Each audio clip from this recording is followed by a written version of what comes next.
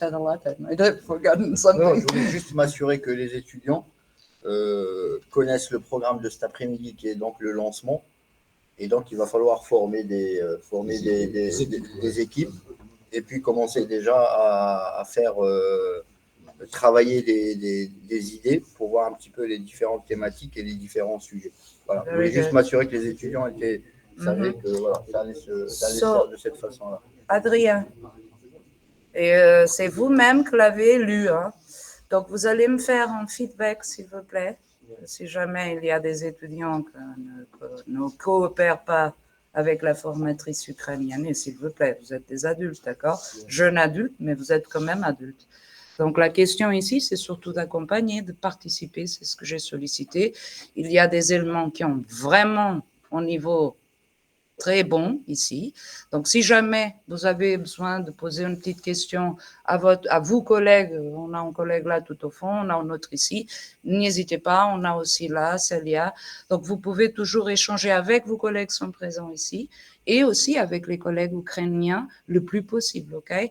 So, what I was asking on my side, okay, is for you to really talk with each other. In case you have some doubts, you can ask the teacher on your side. Here, we will leave the students. We have a representative, but however, we are going to ask you to really cooperate with each other. The purpose is for you to exchange, to talk with each other, and to really enrich you as professionals and as people. Okay? Est-ce que enfin, c'est juste une proposition. Si chaque étudiant pouvait peut-être passer là devant et un petit peu se présenter. It would be nice. I think so too. And I would like to see the Ukrainian students too. It would be nice. What do you think, Maria? Is it possible that each student comes and introduces themselves? Yes, sure. Let's do it. Okay, perfect. So would you like to start or will we start on our side? What do you think? As you wish. You can start. Yes, I have some courageous one on my side, so yes. The first. Okay, great. Just to give the example to others, okay? By order, or are we going to check an example first? Come. Introduce yourself first. Come. So take a look at what your colleague is going to do, okay? He's just going to introduce himself in what year you are, what you're studying, so surprise me. Hello, good morning, no, good afternoon.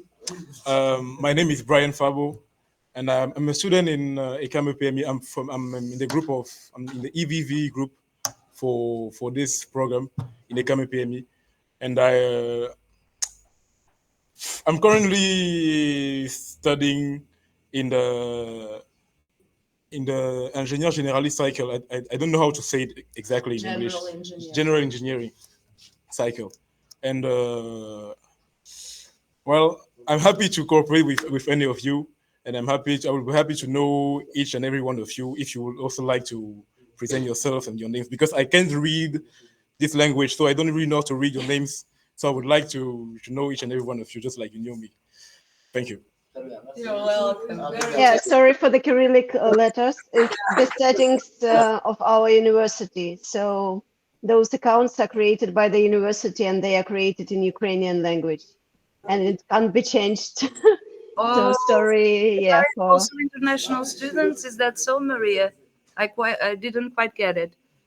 I mean that we have all corporate emails and accounts at our university, and all are set in Ukrainian, and we can't change the names in these accounts.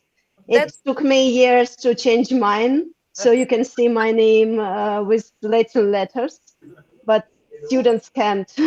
No problem. So sorry for that. They will be introducing themselves. It's an awesome opportunity, I think. So I will let mine continue, and then we will do the same for yours, Maria. Thank you so much.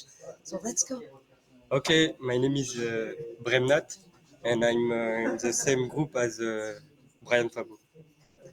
That's it. Are you happy? Yeah, I'm very happy, here?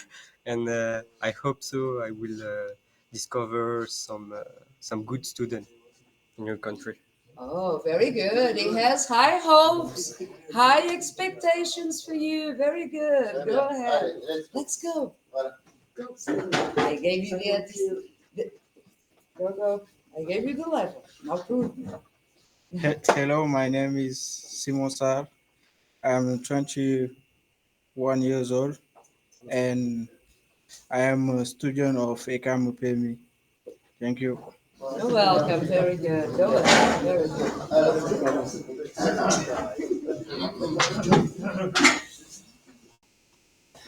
Hello, my name is Adam. I am 22 years old. I am a student of Campemi, like my colleague, and I'm so happy and excited to work with you. Thank you. Thank you very much. Do you know what you make me think of? Those that are going to prison in that film are photographed, you see. Hello everyone, my name is Mohammed and it's my fourth years in the Economy engineering cycle and I hope I wish to work with you. yes, I wish to work with It will be you. a pleasure. It will be a pleasure, yes. Thank you. Merci. Speak louder next time. Very good. Go ahead. J'ai pas entendu votre présence, donc la voix projetée aujourd'hui.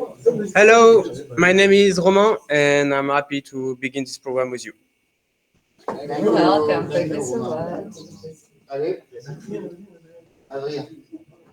You're trying to avoid it.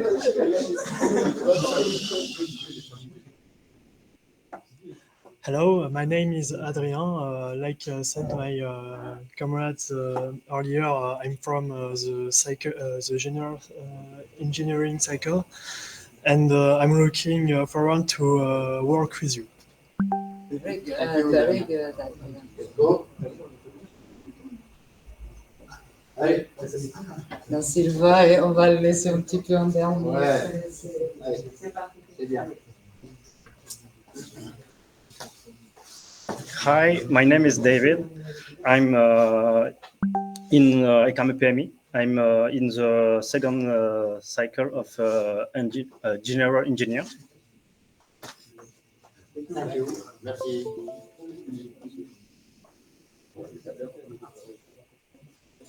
Allez, oui, c'est rapide, c'est rien. Voilà. Vous les saluez.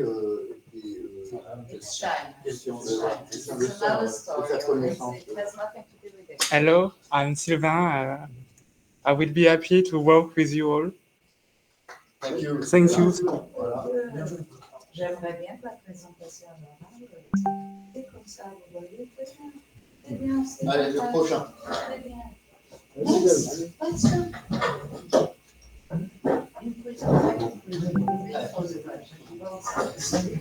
Allez, je sais que vous êtes fatigué. Allez, le suivant, il se prépare. Hello, my name is Joe. I'm a student of ECAM-PMI. I'm glad to participate to EBV program, and it's a pleasure to work with you. Thank you. Thank you very much.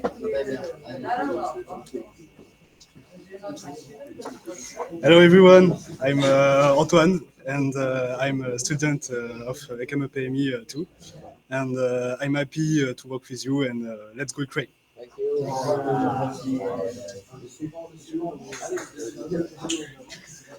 Good afternoon, everybody. My name is Sasha, and I hope it will be a flourish program. See you. Thank you.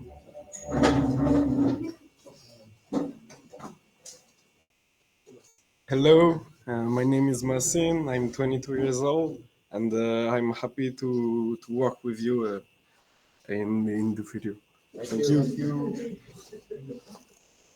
Hello, I'm Madi Marwan, and I'm happy to work with you. Merci, Marwan. My name is Etienne Emric. I am 20 years old, and I am student at ECAM-PMI. Thank you. The only two girls that we have, so yes. Hello everybody, my name is Imtiaz. I'm really excited to work with all of you. Merci. Hi everyone, I hope you are doing well. I'm Selma, I'm 21, and I'm happy to work with you. Hi, I'm Celia, I'm 20, and I'm really grateful to work with you all. Thank you, thank you. So, no, I think everybody. Yes, is there still somebody? Yes, I think that's all.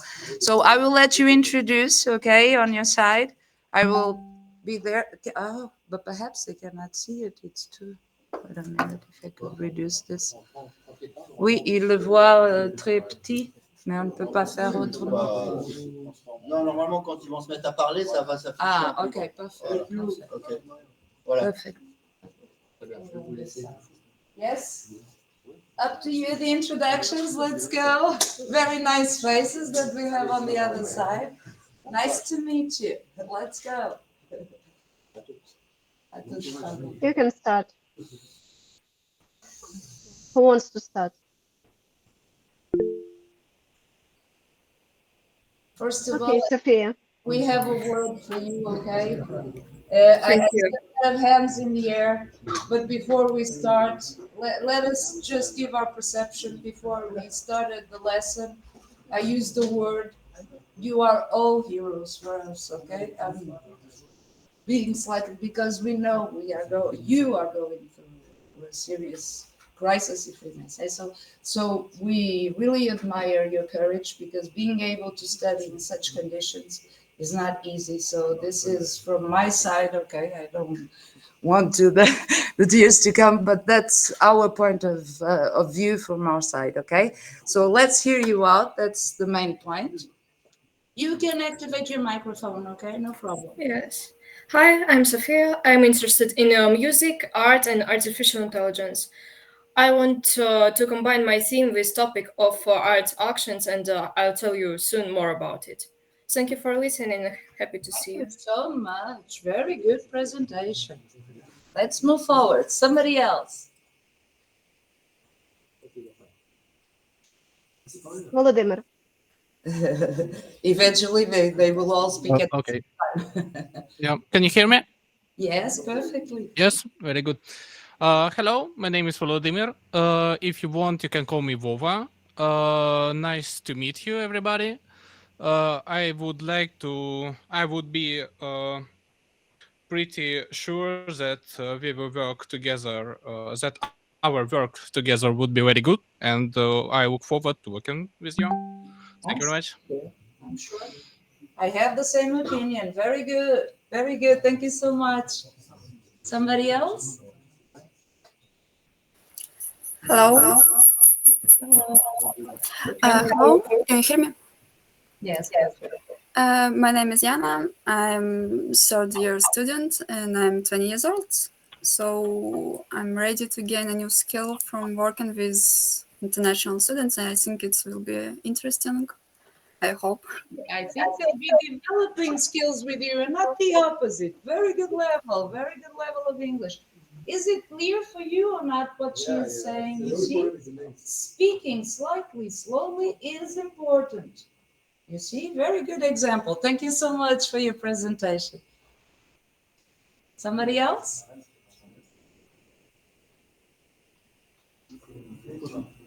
Anna, you will the next one.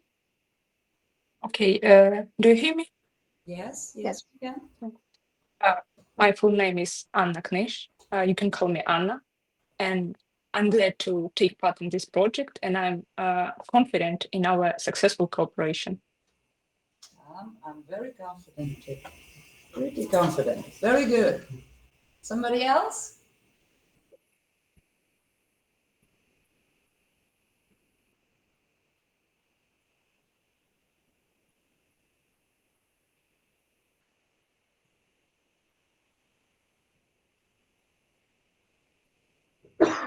Thank you so much.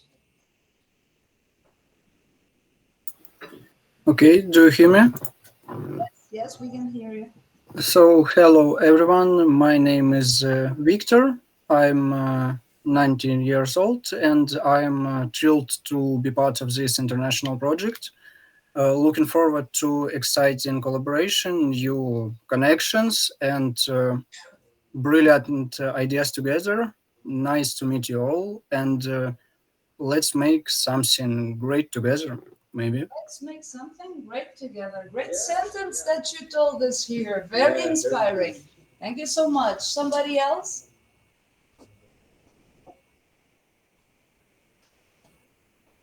Sophia? Hi everyone, my name is Sophia. It's really nice to see you. and I'm looking forward for our collaboration. The boys here are saying they are quite looking forward to. That's the problem, you see. They are looking at your photo, I think. I'm just kidding you. Thank you so much. Let's move on to somebody else. Maxim?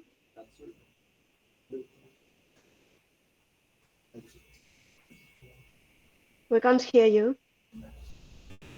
Yes. Yeah, hello. My name is Max. I'm 19 years old, a major in computer science. I'm really excited to work with you. I'm glad to see you all, to meet you all. Unfortunately, not in person. We're unable to do this, but still, I'm excited to work with you.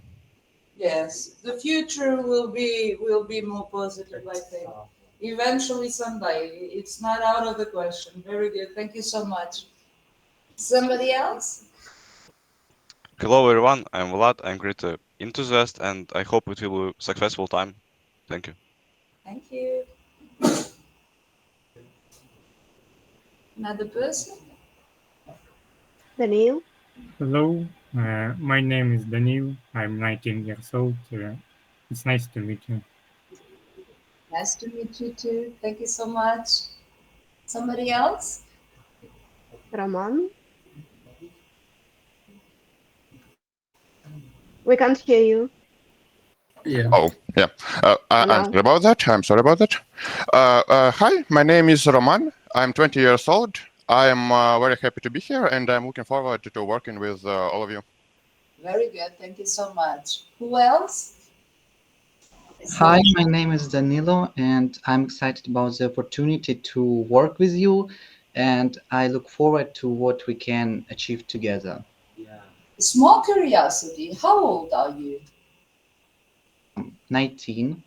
Oh, you seem a lot younger. Perhaps somebody else has told you so.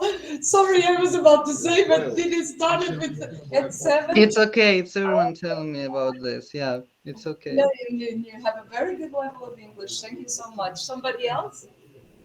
Yes, hello, my name is Andrei, maybe Andrea, and I'd like to get a new experience and ready to cooperate with you. Thanks. Nice to meet you. Thank you so much. Somebody else?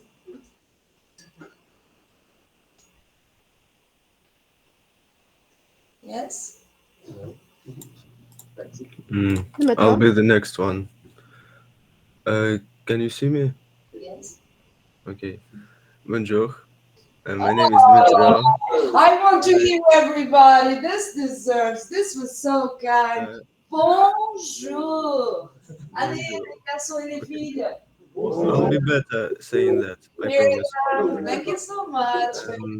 How do we say it in your language? Привіт. Привіт. Привет. Привіт. Did we say it well? Yes. You can. Yes, it was very good. Excellent. Thank you so much. So my name is Dmitro. It's Dim or Dima for short, and I look forward to be working with you on this project. I'm very excited. Thank you. So much. Have a nice day. Au revoir. Very good. So next person. Hello, my name is Sophia. I'm 20 years old. I want to work with new people and I want to bring new experience. I hope it's interesting job for us. Thank you. The word used is very interesting. Very good. And jump forward, I hope, which is even better. Somebody else? Yeah, hello everyone. I'm Ivan and I'm Ukrainian. I am a third year student of computer science, AI, and I hope that our skills and our general possibilities will combine well. Thank you so much. Very good. Somebody else?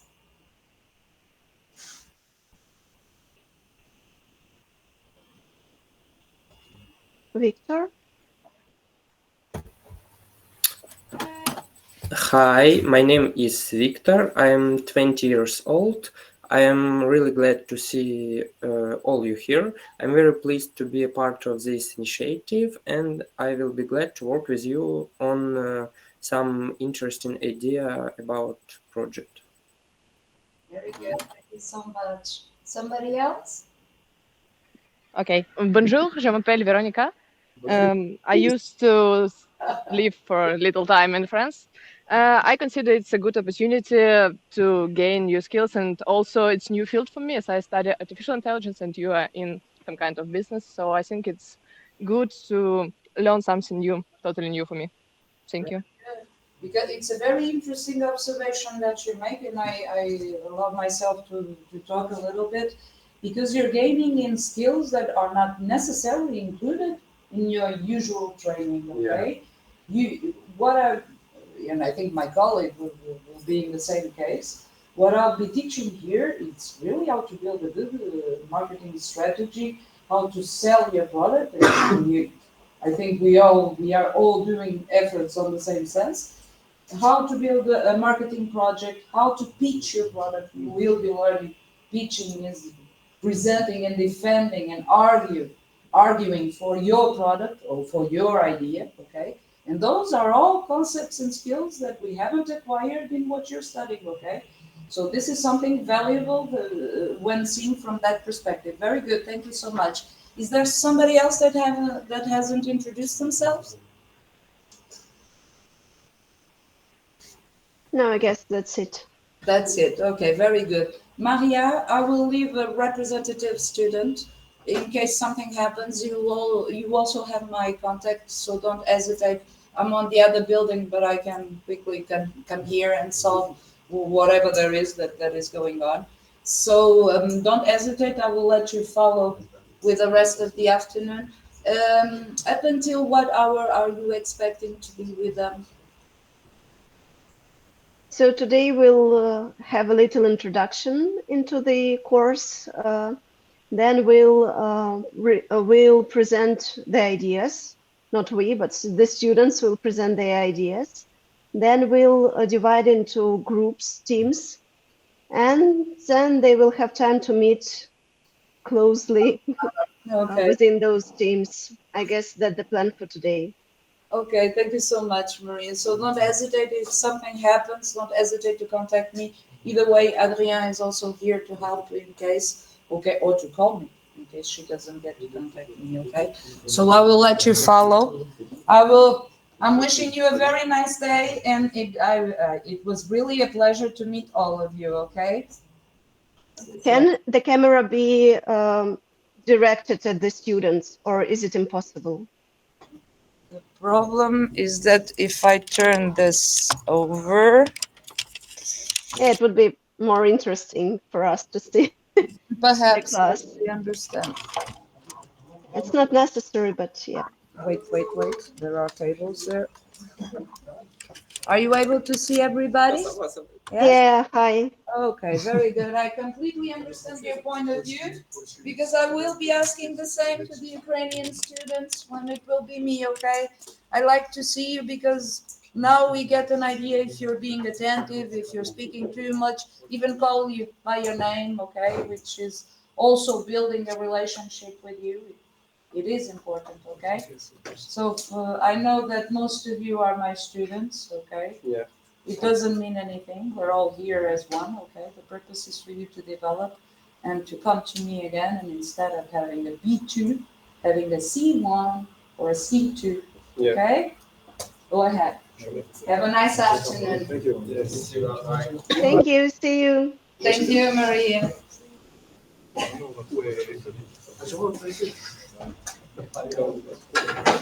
Okay, so let's start, right? Yeah. I will make a little introduction of the program that we are dealing with and a little introduction about our university. So the program that we are starting is called European Virtual Venture, and it's the name that we didn't invent. It was the name of this large initiative and program that was offered to us to participate in many years ago by one French university, not your university, but another one in Cergy. It was called ITIN. Then they changed their name for Itesia or Itesia. I don't know how to pronounce it correctly. I don't know what they are called now or whether they still exist. But this program was invented by them and was created by them. And they invited us to participate in this program. And after several years, we were the leaders of this program and we invited other universities to participate in this program. But I will talk about the program a bit later. Because now I will introduce our university, first of all. Our university is called Kharkiv National University of Radio Electronics. It's a historical name. We don't really deal much right now with radio electronics. We, I guess, have some specialties or programs related to electronics and radio, maybe. But now we are just a regular technical university. I would say the middle one, not the biggest one, not the small one. University in Kharkiv. That's the eastern part of Ukraine. It's very close to the border to Russia, unfortunately. We are only 40 kilometers away from the border. So it gives a little pressure for us. It's given a lot of pressure before the full-scale invasion, but now obviously we have all kinds of issues that we are dealing with. I mean, those who are staying in Kharkiv, because every day we have some problems. We have very often shellings, missile attacks, etc., or drone attacks, right? So today we can work only in online mode, mostly, not only. Some courses are available also on the premises of the university, but still they should be held in bomb shelters. So we don't have enough space for everyone to take part in those classes in bomb shelters. That's why we have hybrid format of study right now. Our city is a pretty big one. It's the second largest city in Ukraine. At least it was before the full-scale invasion. In terms of population as well, we had more than 1 million and a half of inhabitants. It was a big cultural, student, scientific, educational, transport, etc., center of Ukraine. We have numerous universities. I guess we have more than 20 universities in Kharkiv itself. And our university is one of those 24 ones. We have a lot of museums, everything you can find in a modern city. Yeah. We have, before the full-scale invasion, we had more than 7,000 students. I guess now we have a bit less, but I didn't check actually, sorry for this. So we have around 7,000 students in the whole university. We have 46 bachelor study programs, 60 master programs. So I don't know whether you have something to compare with. I would say that's the middle university, rather a big one, but not the biggest one in Ukraine or in Europe as well. With ECAM PME, we have a lot of projects and programs together. We had and we've had. We had several academic and administrative staff mobilities. So some of our academic staff, me, for example, came to ECAM PME to have lectures, and I had some classes. I mean, I taught some classes at your university. Some of our students studied at your university, at your school, right? You call it school, engineering school. And we had several Erasmus Plus projects together. We had one NATO SPS project together. It was a project in security funded by NATO SPS program. And we have this EVV program together that we are right now participating in. So we have rather tight connections with your engineering school. Now about this program. It's called European Virtual Venture because it's about venturing, it's about business, it's about entrepreneurship, innovative entrepreneurship. And the idea from the very beginning was to create some space for students and teachers and for those who are coming from industry, who are experts, who have companies, businesses, who know how to create and start businesses, to create a collaborative environment to teach students who don't usually know anything about business, and to show them how they can go from raw ideas that they can have in their respective fields of study, such as artificial intelligence in our case, or engineering in your case, right? We very often come to some great ideas, but we don't know how to commercialize them, how to make money out of them.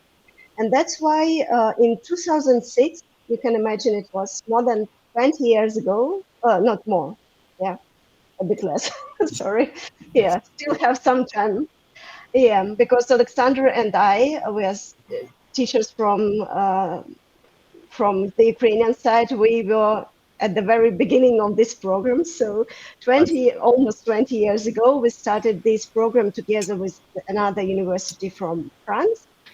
And we decided to make it a very friendly environment, virtual environment. We didn't usually meet offline. We usually had several. The Ukrainian part was at the Ukrainian university, and the French part was the French participants were at the French university, and we were connected by very good equipment, allowing very speedy video conferencing with a very good internet connection, with good cameras. So we were like mostly almost together, right? Also divided by the television, so to say. And the program was the project-based study, or was offering the project-based study. That means that we not only study something like typically when we have lectures and practices, we create projects and we study how to create business by creating those projects, business projects. And we call this type of communication, or this type of international programs, mobility at home, because you can stay at your home university but still have international collaboration with universities from other countries, with the students, teachers, and experts from other countries. And you have this intercultural exchange, and that is very important. That is somehow very similar to what we call mobility. And since then, a lot of changes have been implemented, but still the basic format of the program is still here. And we started in 2006 with the first round of EVV with ETIN in Sergi. In 2008, we had a study visit of a group of French students from Sergi to Kharkiv. We also visited back then Kiev, and it was a very nice experience. And we hope that one day we could experience it again, can repeat it, because it's very nice to meet face to face, right? Not just online, like we have right now. In 2018, actually, Ekama PME joined the participation in this program. So not 5 years, but already 7 years or 6.5 years ago, we started our collaboration within this project. But we had some obstacles on our way, and you will see it on another slide. So during this time, we implemented many projects, and students have invented many nice ideas. They, as you know, probably already, the idea of the project, of this program, not the project, but the program, is to develop a business plan, right? So for you to have something tangible by the end of the project that you can also use to show to potential investors in your real environments. And you can also, and you will be almost ready to start a business by the end of the project, of the study program. During all those 18 years that NURE has within this program, we had more than 500 students, roughly calculated, more than 80 innovative ideas. Some of them were very good, and some of them were very innovative back then, and they were implemented several years after our students offered them. I don't mean that that was our students who were the inventors. Obviously, some ideas are like in the air, you know. So not only our students saw potential in those ideas, but it's like a sign for us that our students have a very great, very good vision of what is in trends, what can be implemented, what can give money, and what will be popular in future. We had many ideas related to different smart products and services. We had all kinds of smart equipment like smart mirrors that would give you some advice how to I don't know, to go to gym or to make some exercises, or just encourage you to take some a new dress on. Or we had some ideas about smart fridges. It was, for example, called Easy Freezy, and it was a very nice name for a smart refrigerator who also could give advice or could buy products by itself that were missing, etc., etc. So a lot of nice ideas and nice business plans at the end of the program.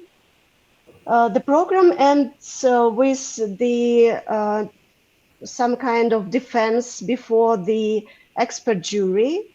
So you should present your idea, you should pitch your idea, you should prove that your idea is viable, and you should prove that your idea can bring money. And you show it to real experts from academy and industry, and they could give you some advice or can say what is absent from your idea or what angles you should look at more precisely, etc., etc. So also we have 7 years of collaboration with this program. We have only 4 successful rounds of EVV with the Ekama PME because of COVID and because of the Russian full-scale invasion in 2022. So we skipped 2 programs, I guess, 2 rounds of the programs, but I hope that it won't happen in future and that we will have another successful round this year. So I guess 2 years ago, yeah, I guess it was already 2 years ago. That's me on this photo. I was at your engineering school together with the students that participated in this program in 2023.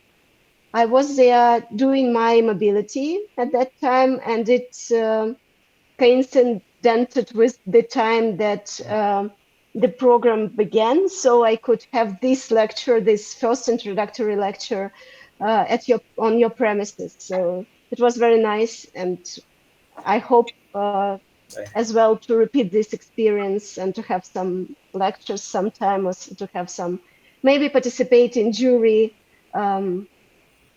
in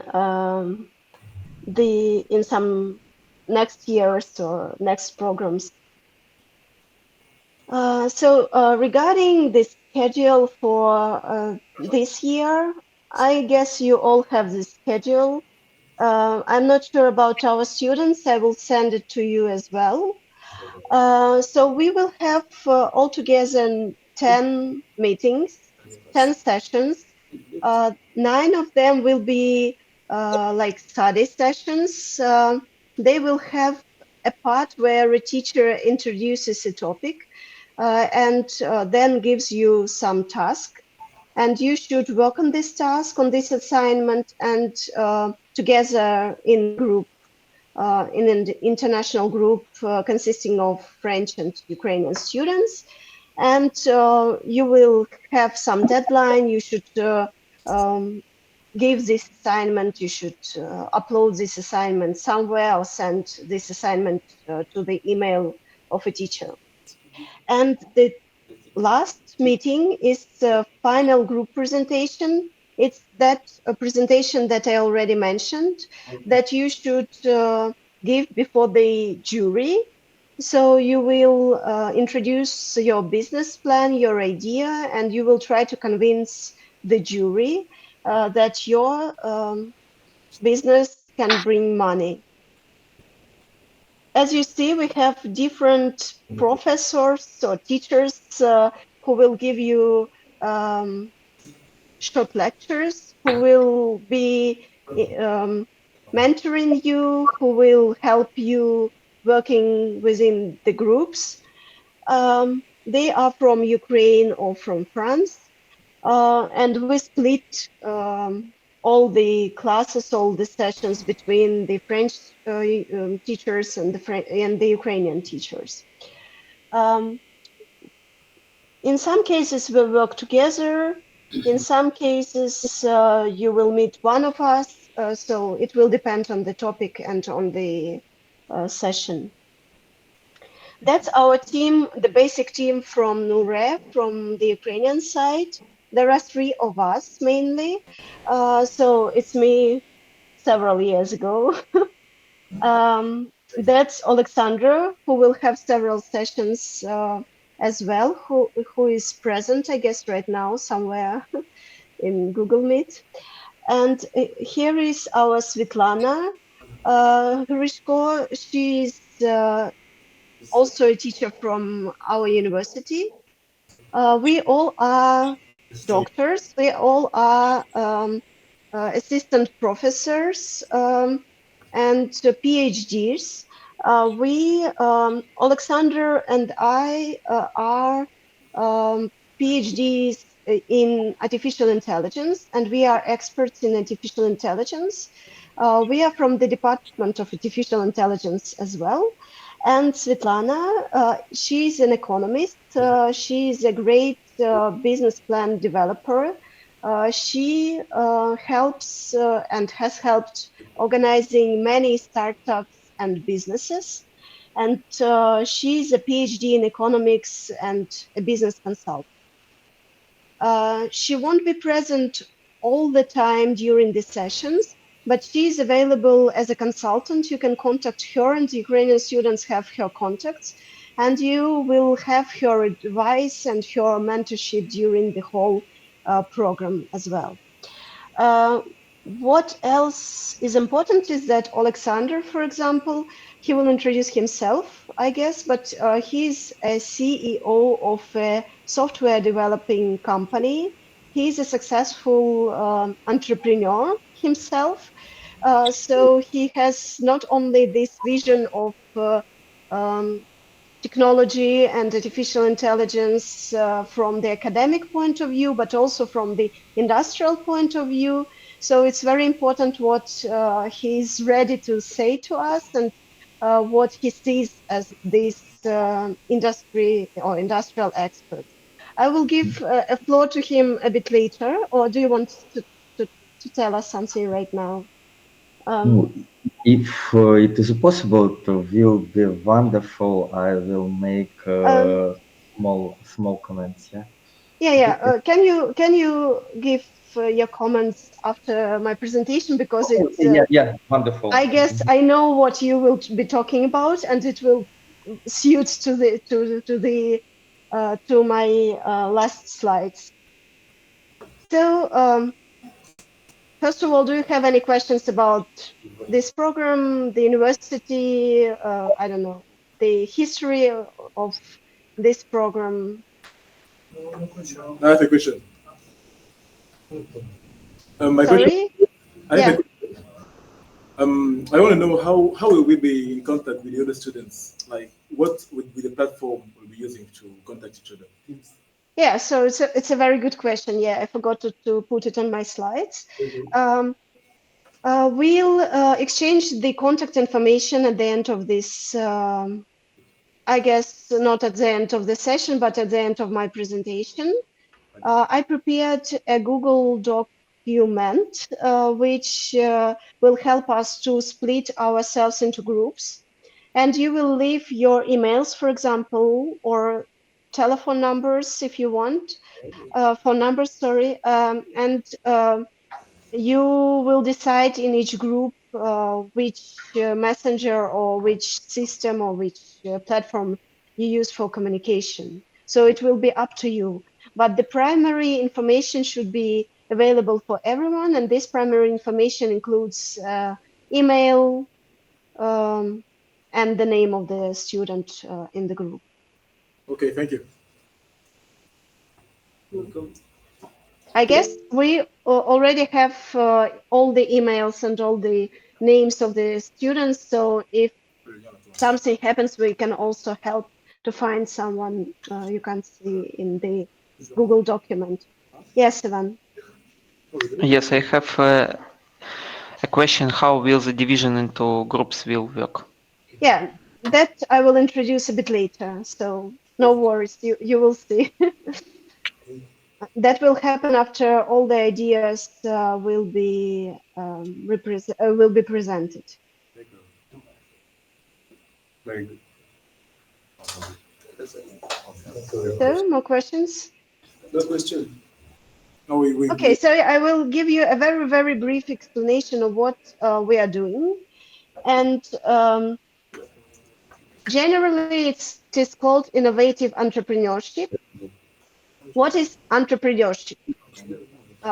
Who knows? Who can say what is it?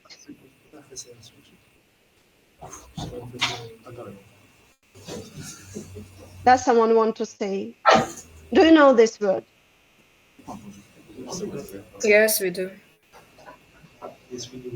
Okay, so on this slide, you can see several definitions. There are many, many definitions of what entrepreneurship is. And there are, of course, some academic point of view, some academic definition from the papers and scientific articles. There is a definition, very popular, invented or created or offered by businesses. For example, this definition by Fred Wilson that entrepreneurship is the art of turning an idea into a business. Yeah, and if you understand what a business is, then you will understand that going from idea to some created business is what entrepreneurship is. So entrepreneurship is not a synonym of business, but it's like a path from idea to the created business, right? And the process of creating, developing, and managing a new business venture or enterprise with the goal of making a profit or creating some social impact is another definition for this concept. So our task is to have some good idea which can give us profit or can create some social impact. The entrepreneur is the one who does it, right? So entrepreneur assembles and then integrates all the resources needed to transform an initial idea into some business. And that is the person who takes risks, who moves the economy forward by creating new goods and services and new methods of production. Usually, all of us are not entrepreneurs, right? We are experts in artificial intelligence, we are analytics, we are engineers. So the idea behind this program is to show to you how to become entrepreneur. And that is not that difficult or that risky, or you can find your ways to become an entrepreneur, being an analytic or an engineer as well. So when we combine two concepts of innovation and entrepreneurship, we call it innovative entrepreneurship. That means that not all kinds of enterprises or entrepreneurship can be called innovative. We can still develop some goods or some products and services that are not innovative in their nature, right? But what we have here, or what we do want to have within this program, is innovative entrepreneurship. That means that we should focus on innovations, on creativity, on some disruption, which disrupts traditional industries, which introduces some new ideas which haven't been invented before or haven't been implemented before. So innovative entrepreneurship is always based on an innovative idea that addresses unmet needs. So there are no products and services that meet those needs that you want to meet by your product or service and solve complex problems. It is usually based on cutting edge technology, and it can be also built on a new business model, which is absolutely new in comparison to what has already been implemented before. That are like three reasons or three features of innovative entrepreneurship. And that's what we are focusing on within this program. That is very important, that not all new ideas are innovative. And we divide between novelty and innovation. While your idea can be very novel, can be very new, there can be no products or services which are similar to what you are proposing. Still, this novel idea can not be innovation unless it brings money and it can be turned into a commercial product. And that is very important. We are not only looking for new ideas, we are looking for innovations. We are looking for something that we can sell and something that our consumers will vote for. That is called vote with the wallet. So they will give their euros or dollars to buy our product or service. So they will vote with their wallet. And what is very important, innovation is happening or is acknowledged at the moment of the agreement. Unless you don't have this agreement, unless you don't have purchase and sale, you can't say that you have an innovative entrepreneurship. So you have to have this agreement and to implement your idea into real life. And obviously, in order for this agreement to take place, the interests of both the consumer, the one who will use the innovative product, and the seller, the business that will produce the product, must be taken into account. Yeah, that's pretty obvious, so I guess it doesn't need any additional explanations. Usually, when you create an innovative enterprise, you should think about an enterprise which carries out scientific and research and development works. So it is the issue that differs usual enterprises from innovative enterprises. So you can have business, but don't have not have an R&D department in your business, right? But when we are talking about innovative enterprises, we usually have this because we are developing, we are researching, we are developing something innovative, something new. So we should have some researchers on our premises. Usually an innovative enterprise is based on new technologies, as we already mentioned.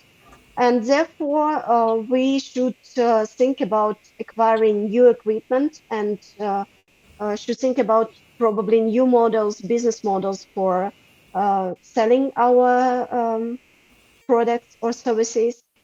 An innovative enterprise systematically implements new scientific and technical solutions in products, technological processes, or organization of activities. So we should always constantly look for new ideas. We should constantly study the fields that we are working in. We should study industries, our markets, and we should always research what can be done better or cheaper or more effective or efficient. And usually an innovative enterprise owns intellectual property rights. So that's, these are 4 things that you should take into account when you will create your imaginary during the first time, the first period of time enterprises. But still, you will be creating imaginary enterprises that can be implemented in real life. So you should focus on those issues as well. We have this concept of venture-backed companies. That is when you don't create a company only based on the money that you have, but you're looking for some kinds of investments from outside. And venture-backed companies, those are companies that can invest into new risky businesses. They are looking for new risky businesses. They invest in them and they want to get some profit out of those risky investments. And that is a very good scheme or a way to find some investment, some money for creating a business for you. So within this program, within EVV, it is called venture, right? European Virtual Venture. So we are looking for a way how to create business plans that can be introduced to venture-backed venture companies who are going to invest some money into your businesses. Venture-backed companies are the companies that are created based on the money that is given by venture capitalists or business angels. So if you create a company that has some investment from a business angel or from a venture capitalist, your company is called a venture-backed company. And that is a very good idea to create a venture-backed company when not only you participate in this company and not only you bring money to create this company, because of several reasons. First of all, you will have some access to outside capital from another person or another company. You will have their expertise, so you can share some responsibility and get some guidance from other people, experts who have already invested into some businesses and have already gone this way. So they know how to create a company, how to develop a company, how to organize some processes. So you will have some additional expertise and advice from your investors. And these investors can also give some credibility and validation of your business. No one would like to buy products from some unknown company, but if there is some well-known venture capitalist or a business angel behind your company that gives you money, then their expertise or their I forgot the word, sorry. So they can be the face of your company, right? And you can attract the customers for your businesses better or faster than you would do it by yourself. And usually that is what we are teaching here in this program, how to attract venture capitalists or business angels to your companies. But there are, of course, some challenges or negative issues related to attracting additional capital or additional experts, business experts, or additional people to your business. It's that you will have this pressure by this business angel or a venture capitalist, because you will have to bring money not only to you but to them as well. They will want some profit from you. You will lose some part of control and ownership over your company. Usually it's happening like this. And you will have some limited exit options because of the business deals that you usually make with those venture capitalists and business angels. You will have more about business angels and venture capitalists in future within this program, but still it's very important for you to understand from the very beginning that you have to create a business plan that you can show to a business angel or to a venture capitalist. What is the difference between business angels and venture capitalists? Usually we call business angels persons or individuals who are individually, personally invest into your startup. And if we are dealing with a company that has that manages many people who invest who invest on behalf of their limited partners in startups, then this type of organization is called a venture capitalist. So it's not a person, it's a company. It's some kind of collaboration of different people who want to invest into startups. And each new venture usually risky business, right? So venture is something that you are not sure that will bring you money. You want to believe in that, but still you can have some doubts. That is why we call it a venture, because it's a risky business, right? Every new venture has this financing life cycle. We start from the initial concept. We start with the idea. Then we go to the seed stage. That's where we already have a prototype. We are looking for money. We are looking for business angels and venture capitalists to invest into our business. And then the growth of your company, we create a real company. We legalize our business and we start a real company, which is called a startup. And the next round is called a startup round. That's a company with a short history of business activity before the beginning of expansion. So our idea within this program is to show to you how to create this startup.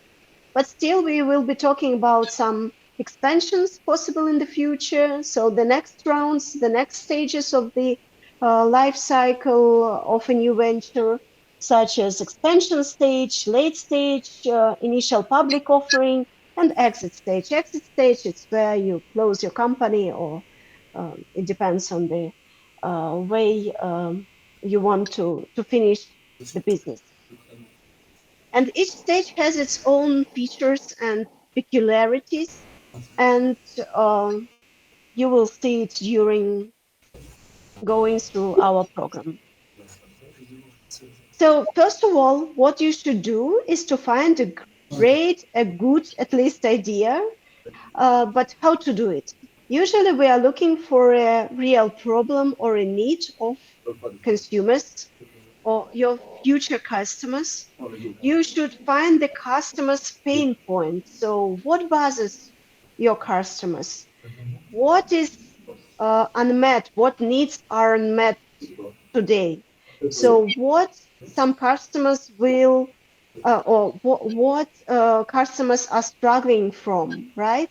So you would have to find some pain point, and when you find how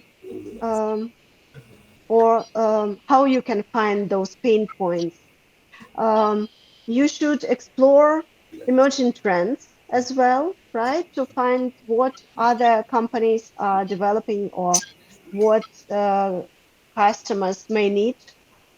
And usually we use this approach, which is called design thinking approach. It starts from the empathy for the user, for the customer. So while finding this pain point, you feel an empathy for your potential customer, and you would like to solve problems that your customer has. And you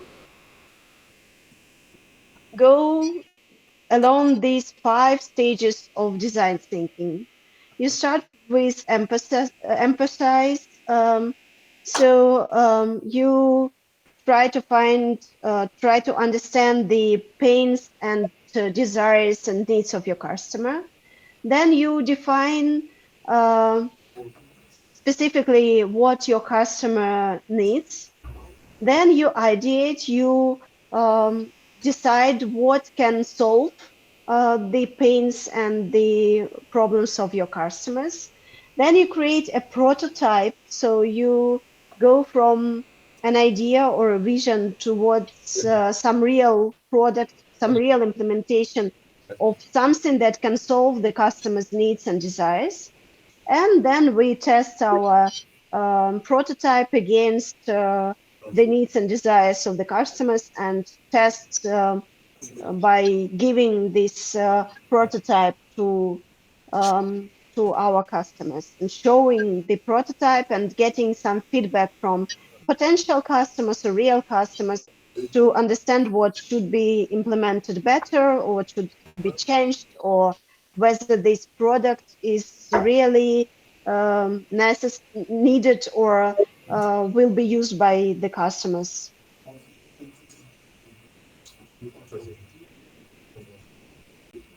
So how to identify a real problem or a need? You should study typical search queries. It is possible. You can find what are people talking about and what people are looking for. You can talk to sales teams, collect their questions, concerns, comments. You can talk to customer support departments, what customers are dealing with, what customers don't like, and maybe you can meet their problems in that field. You can read, of course, some articles, some scientific papers, some books to find the problem that is yet not met. You can keep an eye on customers. So you can go into the fields and find what customers are struggling with.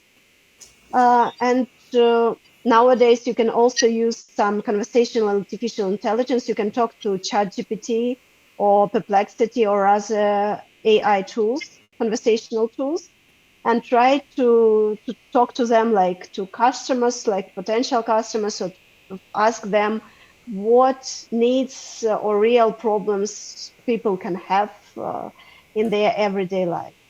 But of course, the best possible way is to refer to your own experience. especially for our program. If you have some problem, if you have some need and you have already thought about this need and thought one day, oh, it would be great if I would have this, right? Then, or if you have some hobby or you are an expert in something, then you have this first hand experience, and it's the best way to find a real problem and to find a real solution to this problem.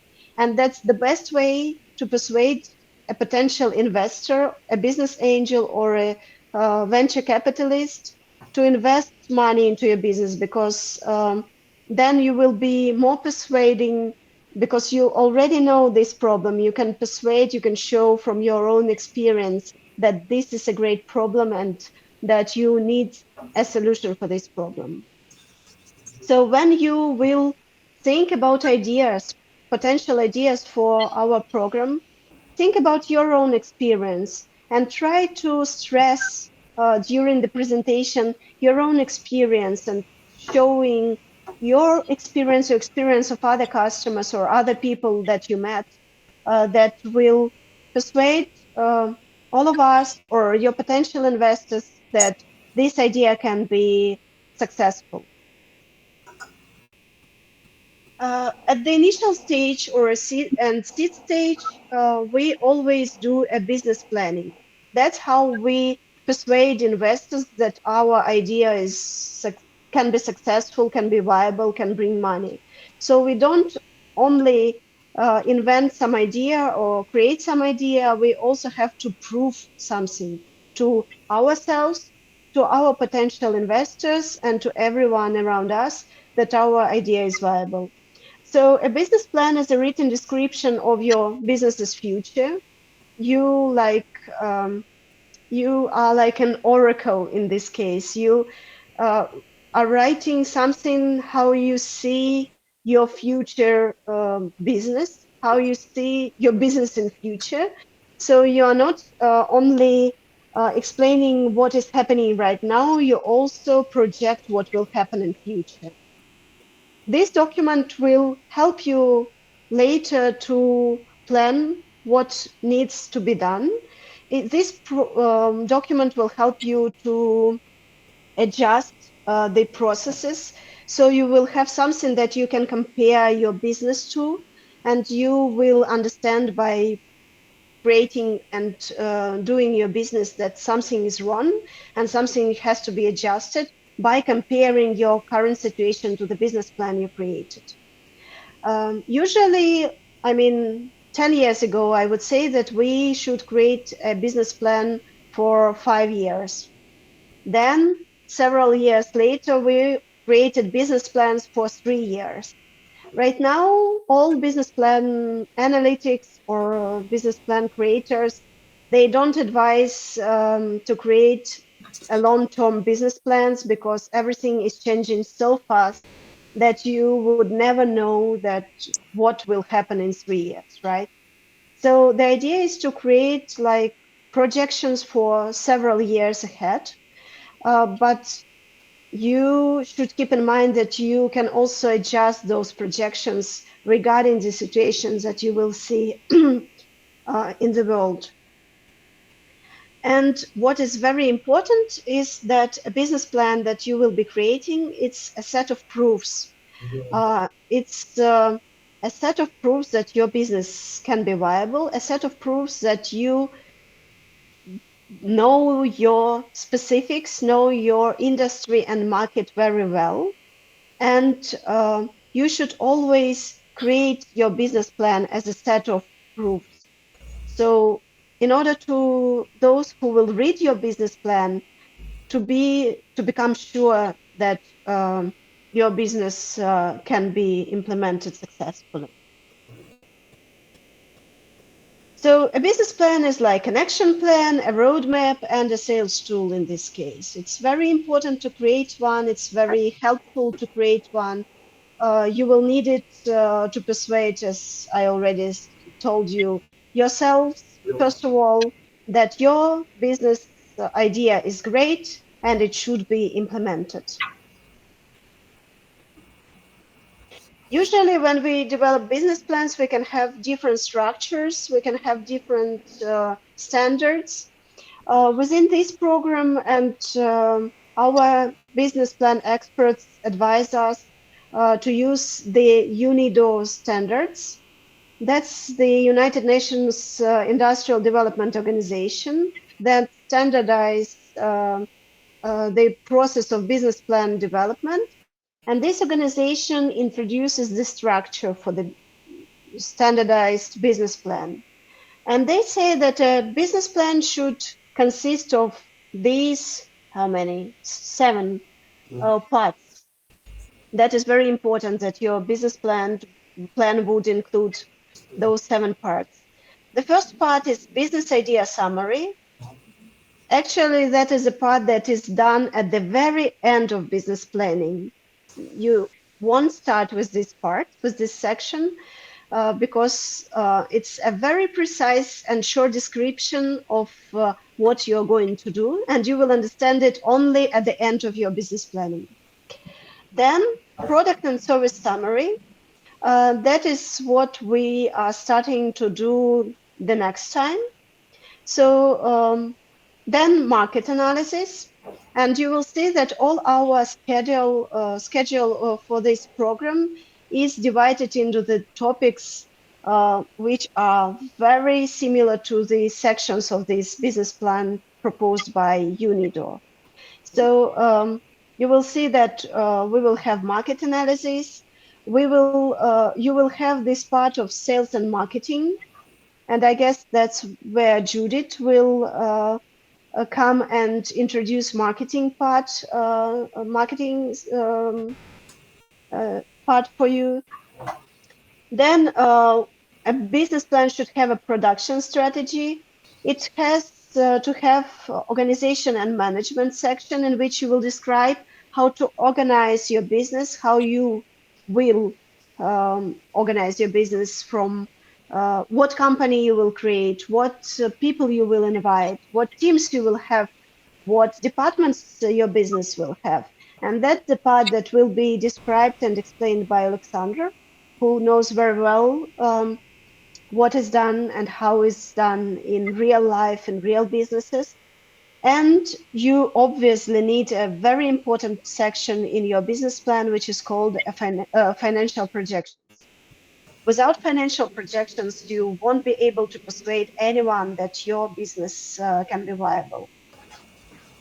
So by the end of our program, I don't remember what is the last date of our meeting, when you stand before the jury, you will have a business plan containing all these parts, all these sections, and you will be ready to explain to us how you see your marketing strategy, what is your product or your service.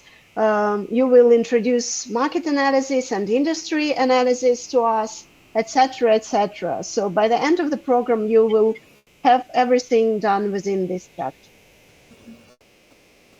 When we are looking for ideas for our businesses, we are usually looking at current trends. What I suggest to you, where to look for those trends. Usually we go to Gartner. That's a very good analytical company which covers the best trends in technology and in businesses. And every year it produces a top 10 strategic technology trends document, like an analytic report, where it summarizes what will be popular in the next years, what is in trends right now, and where you should invest your money if you are a business angel or a venture capitalist.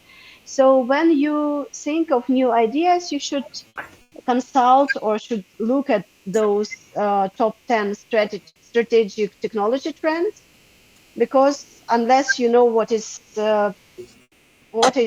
being done in technology or in the technological field, You want to understand what has to be done, right? What is popular right now, what will bring money to you. And right now in 2025, they suggest those 10 topics, not 10. Yeah, 10 topics, right? 10 strategic technology trends that you can choose for you, for your idea, right? You can look for your idea for a niche, which you choose within those 10 topics. They also create a hype cycle for emerging technologies. That's a very important tool to look for emerging technologies.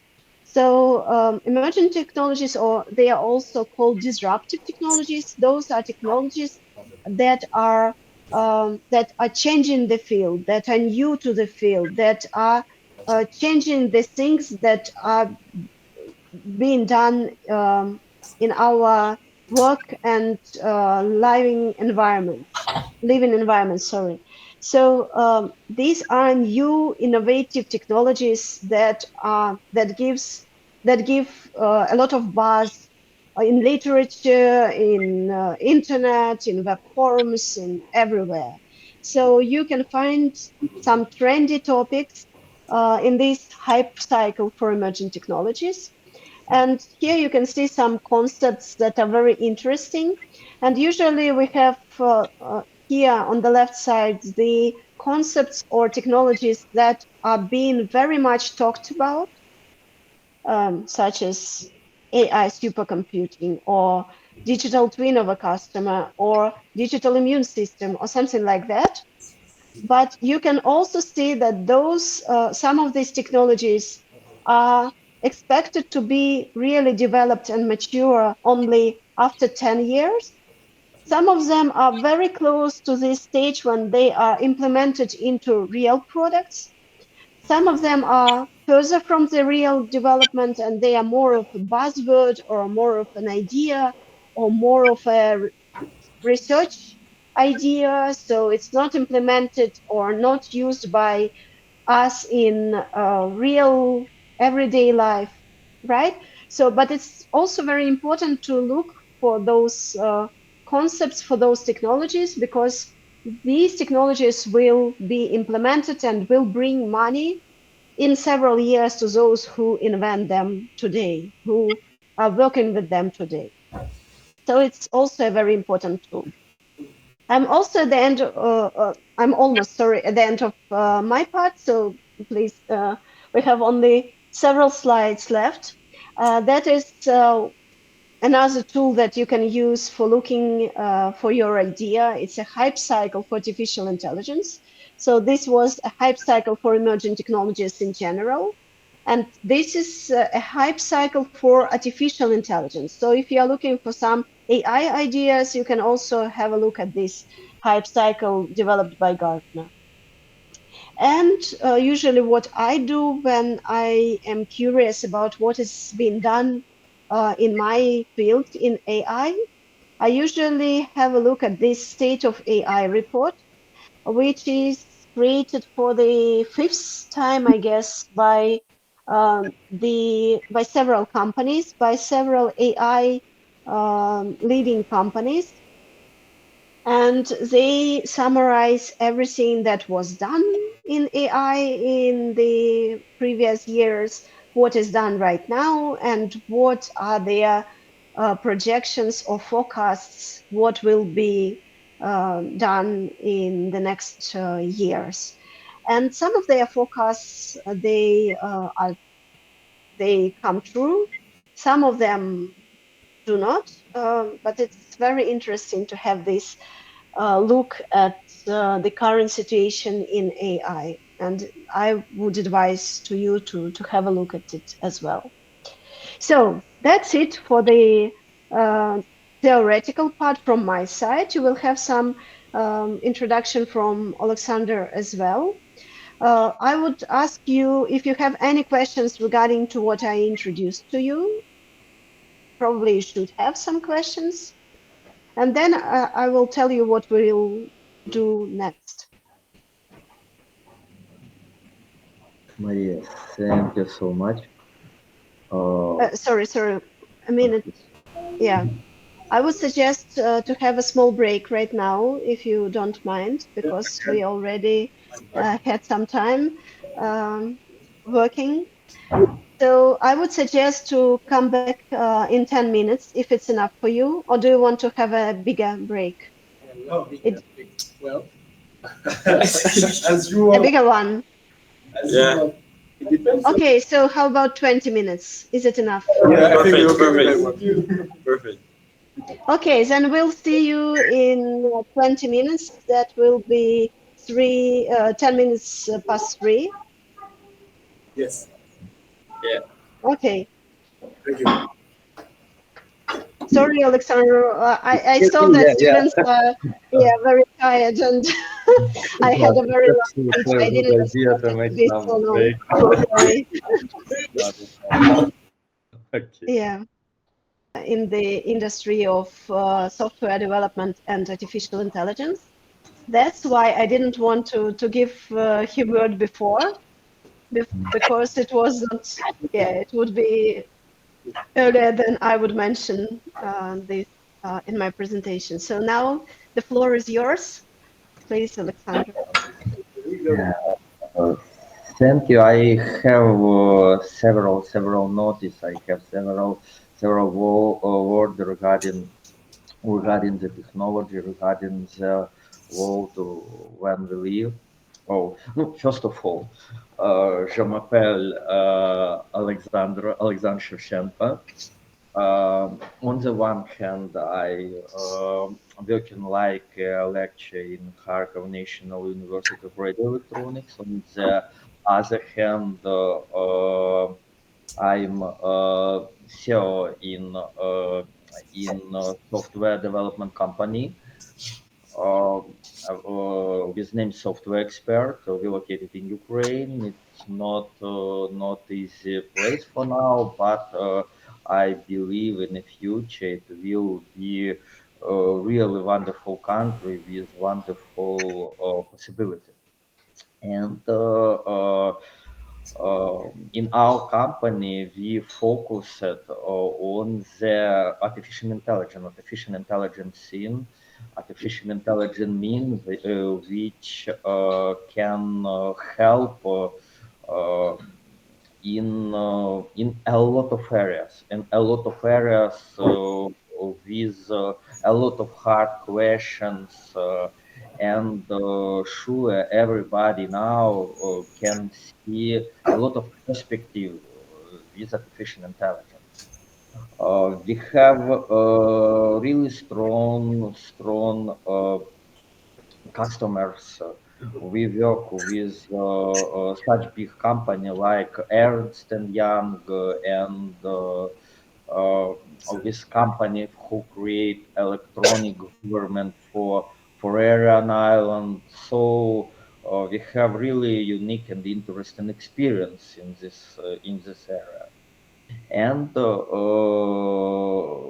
this thing uh, make some experience for me, uh, and it helped me to be consultant in this project in artificial intelligence area on the one hand, and on the business area on the other hand. And I have some work with really interesting investors. And if our project will be so good, I can invite them to the final presentation. It will be no. I hope it will be really good. And we live in the world when a lot of things changes by artificial intelligence. We can see how quickly goes large language model, like Gemini, like GPT, and we can see how technology like reinforcement learning grow in symbolic intelligence, symbolic artificial intelligence, and other things. And I think it will influence so strong influence on the business. We can see now their product production so quickly changed, and we expected in nearest future a lot of rules in the business will change. No, first of all, we expect the taxes will be grow, and as I can hear, uh, if you didn't don't use artificial intelligence mean in management of the company, you haven't chance to survive, because process which will be in nearest future will be so fast, and real people cannot chance to catch these changes so quickly as it require for the normal management. So we expect a lot of changes, and I think it's really good idea to think about artificial intelligence when you think about your ideas. Maybe you can suggest something interesting which can make our world better than now, and we can see how many investments now uh, make in artificial intelligence area. And on the other hand, we expect the situation when the normal work, when the normal workload will be so low, because all of them can be done by the artificial intelligence.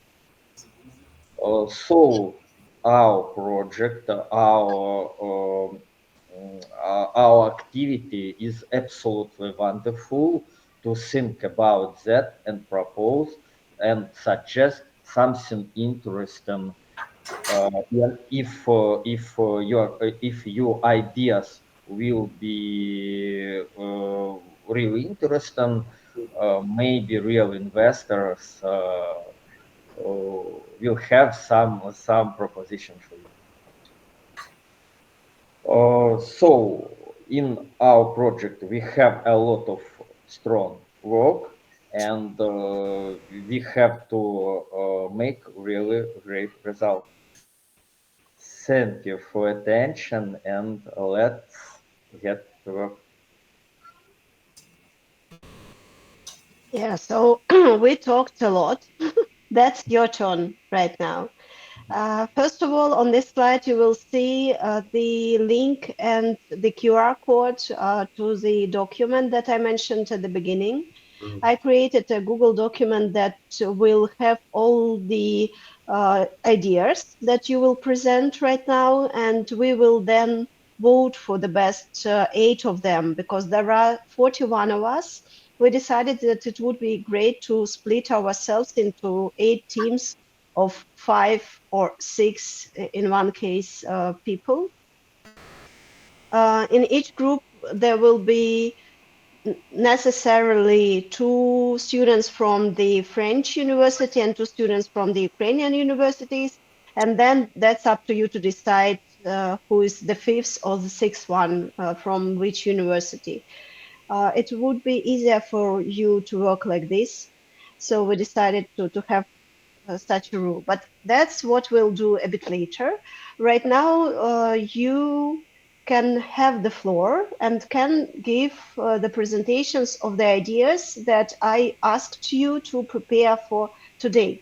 So we already mentioned that that should be ideas for something new, something that can give profit or some social impact.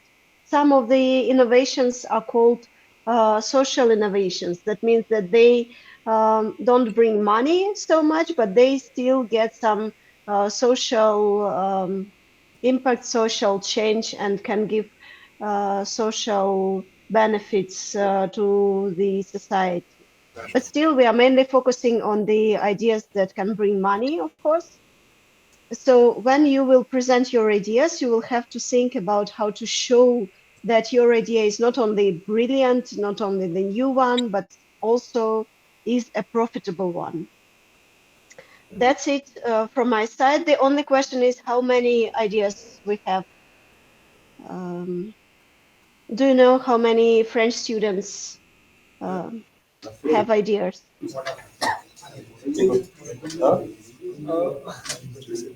How many ideas will you have? Did you prepare any ideas? Faut que tu comptes là. Dis-nous le vote. Combien In English, please. Do you have you understood my question? So how many ideas? Sorry? Enfin, levez le main. C'est ceux qui ont le projet. Lève ta main. Il y a une, deux, trois, quatre, cinq. Et. For ideas. Ceux qui ont des projets, levez les mains. Okay, so it doesn't matter how many ideas we'll have. We have only 2 to 3 minutes for each idea to be presented. We can start with the Ukrainian students.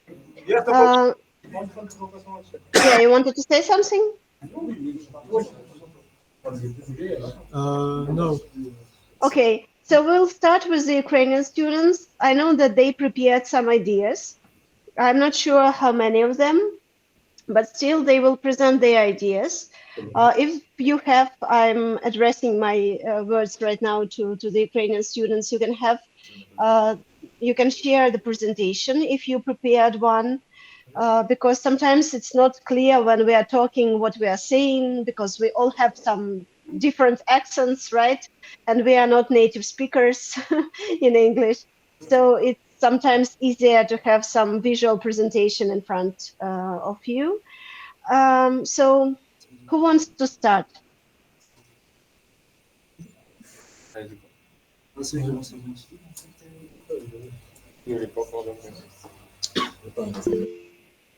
Okay, Vladislav is ready to start. While you will be presenting, I will be writing down the names of the ideas to the document, and then we will see how many ideas we have. And then we will decide how we vote for them. Okay? Okay. So please, the floor is yours.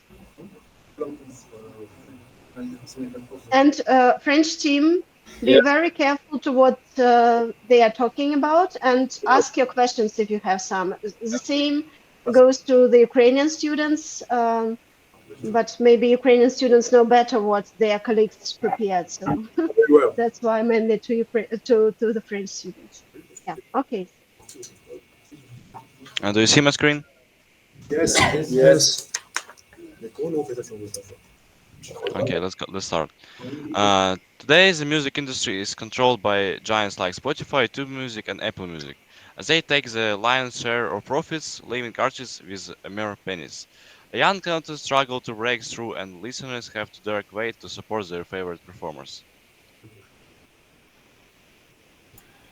Our solution is Vertex. It's a decentralized music platform built on blockchain where all transactions are in cryptocurrency. Music can own all of the profit from their music through Vertex coin. Web3 gamification, users earn reward for activity. NFT track marketplace, buy, sell, and invest in music. Vertex coin, not just an internal currency, but also an investment asset. How do you earn?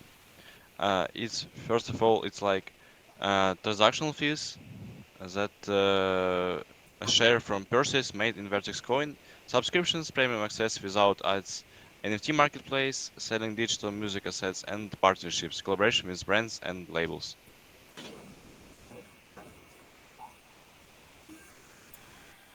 Uh, Market and potential. The global streaming market is valued at 49 billion and it's growing rapidly. Web3 and decentralization open new opportunities for both artists and investors. It's not just another music platform. We are creating a fair ecosystem where music belongs to those who create it, and Vertex Coin offers opportunities not only for musicians but also for investors. Thank you. Thank you. Thank you. Thank you for. Any questions? Have you understood everything that they offered? Yeah. Yeah, so my question is it a new platform, music platform, or is it a new tool for different music platforms that you It's a propose? new musical platform, like Okay, Spotify and so YouTube Music. please check that I called it correctly on the tab ideas in the Google, yeah, it's Excel document. Okay, who is the next?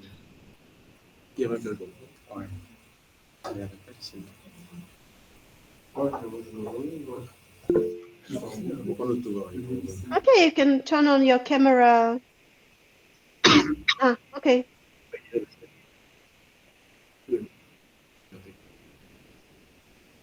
Yeah, if you want. Yeah, it's possible. Yeah, one idea can come from several students if you decide it, so it's up to you. So no problems with that. The same goes to French students. If several of you have one idea, it's okay, and you can together present it. So our main focus is to find good ideas. It doesn't matter in which way we do it. My audio quality is good or it's? Excuse me, Alexander, Do you I hear didn't me? catch it. Do you hear me well or there are some problems? Yes, I can hear you. Oh, okay. But there is some background sound. Maybe when I turn off my mic, it will. Oh, okay. I will share my screen right now. Do you see it? Yeah, we did. Okay. Just I turned on my camera so you can see me again. So, good afternoon again. For the past years we have witnessed mass automation trend, and it seems that in the future human labor will be largely replaced by machines. One industry that heavily relies on human work is logistics and warehousing. Therefore, I would like to introduce the automated warehouse system. This solution utilizes robotics and computer systems to manage the majority of warehouse activities. This leads to elimination of human errors and a substantial increase in transportation efficiency. What exactly automated warehouse system is? AWS replaces manual labor with an interconnected ecosystem of robotic units designed to handle every aspect of warehouse management. It consists of mobile robots. These intelligent machines navigate the warehouse, transporting goods efficiently and reducing the reliance on human workers. Robotic arms and manipulators that are designed to pick, place, and organize items with precision, ensuring accurate inventory management. Conveyor systems optimized routes and for seamless transportation of goods, minimizing delays and maximizing throughput, and control system, a central software platform coordinating all robotic components. One of the key advantages of this system is its versatility. It can be implemented in parcel warehouses, grocery store warehouses, and even industrial factories. The system is not just about automation, it's about transforming logistics. By embracing AWS, businesses can achieve unprecedented levels of efficiency, reduce operational cost, and gain a significant competitive edge. I believe that this technology represents the future of warehousing, and we're excited to be at the forefront of this revolution. I'm looking for partners to bring this vision to reality and to lead the way into the next era of automated logistics. Thank you for listening. I appreciate it very much. Thank you.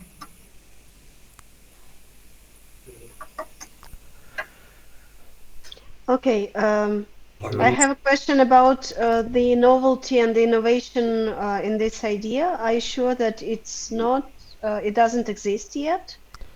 These type of warehouse systems, that is a question, but actually that is also a comment that after you present all your ideas, you will have, when you will split into groups, you will have to develop further your ideas, and you will be able to create something new out of the basic ideas that you are presenting right now.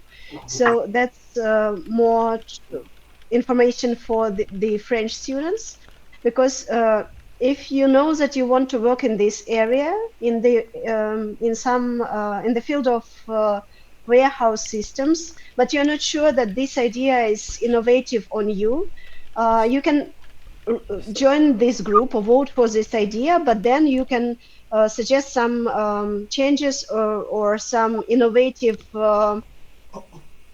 issues to the basic idea. So it's not the final version of the product or of the ideas that will be implemented or will be created within this program, right? So we should decide that it's not the final version of the possible idea. Okay? Because right now, for example, I have questions regarding the innovativeness of this idea, but maybe you together can find innovative tools to make this warehouse something absolutely new, which is not yet existing. Yeah? Have you understood me? The main idea, right? Yeah, but if I can say another word, the problem is that the very new things, they probably cannot be implemented in like 1 or 2 years, and as you were saying previously, that we have to think about 2 years, not 5, not 7. So it's maybe not the newest idea, but it's can be implemented pretty fast. Yeah, but we should find a balance here. So we should find some new ideas which are not created or implemented in similar products, or at least implemented differently than you propose it to be implemented. And it should be something that you can implement, not you like 2 students, right? But a company can implement within several years, for example. So it's technologically possible. Yeah, that's difficult to find such ideas. Yeah, we know. Okay, who wants to be the next one? Okay, Sophia.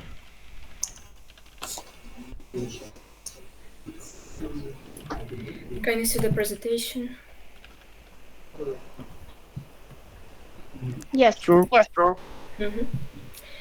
Today, artists fighting to save their jobs and their work from AI, which can now generate art in seconds, so pure drawing skills are no longer enough. The number of illustrator jobs plunged by 70% over the last years. But I believe what really matters now is originality, unique ideas, characters, commissions, and other forms of intellectual property. Now artists are self-promoting on well-known platforms like Instagram, TikTok, ArtStation, DeviantArt, etc. But there is no good platform particular for selling original ideas, not just pictures. At the same time, there is growing demand. Game developers, comic creators, merch designers all need original characters, VTubers, or base. Right now, they search mainly through social media and forums. I personally come from this space, both artists and buyers, so I know that the need is real. Thus, originality is becoming more valuable. Artists need better ways to monetize it, buyers need better tools to find it. I want to bring them together. I want to provide a simple platform where artists can upload their original characters and sell the rights to them. Buyers can quickly find what they need and use it in their project. It's like an auction with bidding system but focused on creative property. The platform requires only a small team to run, revenue comes from commission on each sale, and from artists paying to promote their work for better visibility. This means low costs and fast return on investment. Ownership would be verified through blockchain. Thank you for listening.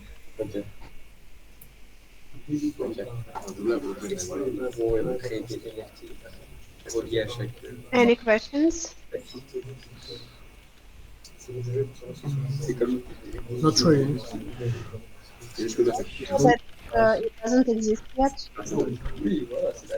It doesn't, I think. Okay. So we can't buy like art. You can do it, but as I said, art is now self-promoting on platforms just for art, like TikTok, Instagram, ArtStation, DeviantArt. These platforms where just artists post their works, but they are not particular for selling characters or VTubers or other forms of intellectual property. Okay, what about other platforms like Etsy or stocks, photo stocks, image stocks? It's images. Mm-hmm. And It's what do you photos, propose? not just characters that could be used for comics or multiplication, something like this. So you're talking about different formats of art, Yes. right? Okay. Okay, I hope you you caught it. Sorry. Who is the next one? Unless we have no questions more. No. Okay, great. Ivan, yeah. Mm-hmm.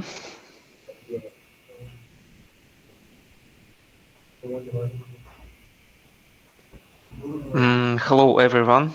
Let me introduce you to Navala, an autonomous FPV drone swarm powered by AI. Today's FPV drones are effective, but they come with significant limitations. They need constant control, rely on human operators, and their communication lines are vulnerable to jamming. This makes it hard to scale in actual combat. So Navala will solve these problems. It's a fully autonomous platform where FPV drones operate as a self-coordinated swarm, executing missions without constant operator input. Each drone features autonomous navigation. The AI system detects and locks onto targets in real time. Navala drones adapt dynamically as a swarm, as a group, and sharing data and executing coordinates for strike. This means fewer operators, more resilience in electronical weapons conditions, and faster mission cycles. Simply put, Navala increases precision, reduces dependency on pilots, and finally makes mass deployment of drones scalable. Strike together, fly as one. Thank you. That's all. Thank you. Thank you. Thank you. Great, thank you. Yeah, I want to say that it's very important for Ukraine now. So that's the ideas that are coming from our life. And I guess 10 years ago, we wouldn't have this, or maybe a little longer, we wouldn't have such ideas, but now it's what is in our minds, in the minds of Ukrainians. So who is ready to be the next one? Anna?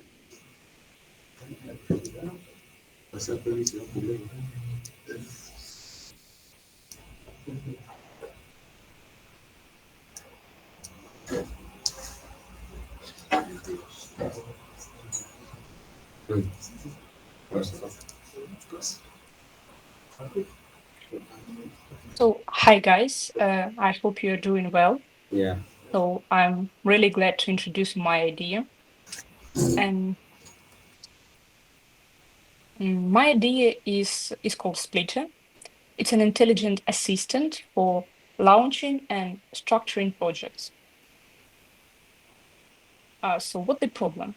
Every day, thousands of students, engineers, and early career researchers face the same problem: how to begin a new project when no one has explained what the structure should look like. We often have ideas, assignments, or ambitions, but no clear roadmap. We do not know where to start, what the next steps are, and which tasks are critical, or how to divide responsibilities. And as a result, confusion, procrastination, stress, and many projects just postponed. And the solution is Splitter. It's an application that transforms any project idea or even description into a clear, structured, step-by-step action plan. The user simply inputs a short description or task, then using artificial intelligence, Splitter identifies the type of project, such as academic, research, engineering, software, and so on. Breaks it down into phases, tasks, and dependencies, suggests approximate timelines, task priorities, and recommended team roles. Outputs everything in an editable logical format ready for immediate use. It is for students and trainee professionals receiving their first solo assignments, researchers who need to quickly organize an experiment or publication, small teams beginning a new development project without a dedicated manager. Even for educators who want to give their student a clear guide for managing projects. So business model is pretty simple. The basic version is free for personal use. The premium version offers advanced structuring, templates, and integrations. And Split also offer a team mode for group projects, hackathons, and academic institutions. That's all. Thank you very much for your attention. Thank you for your presentation. It's magnificent. Thank you. It was very good. Thank you. Very interesting. We need it. Yeah. Yeah, I know what I would vote for. Probably at this moment. I'm not sure yet. Who is the next one? Victor?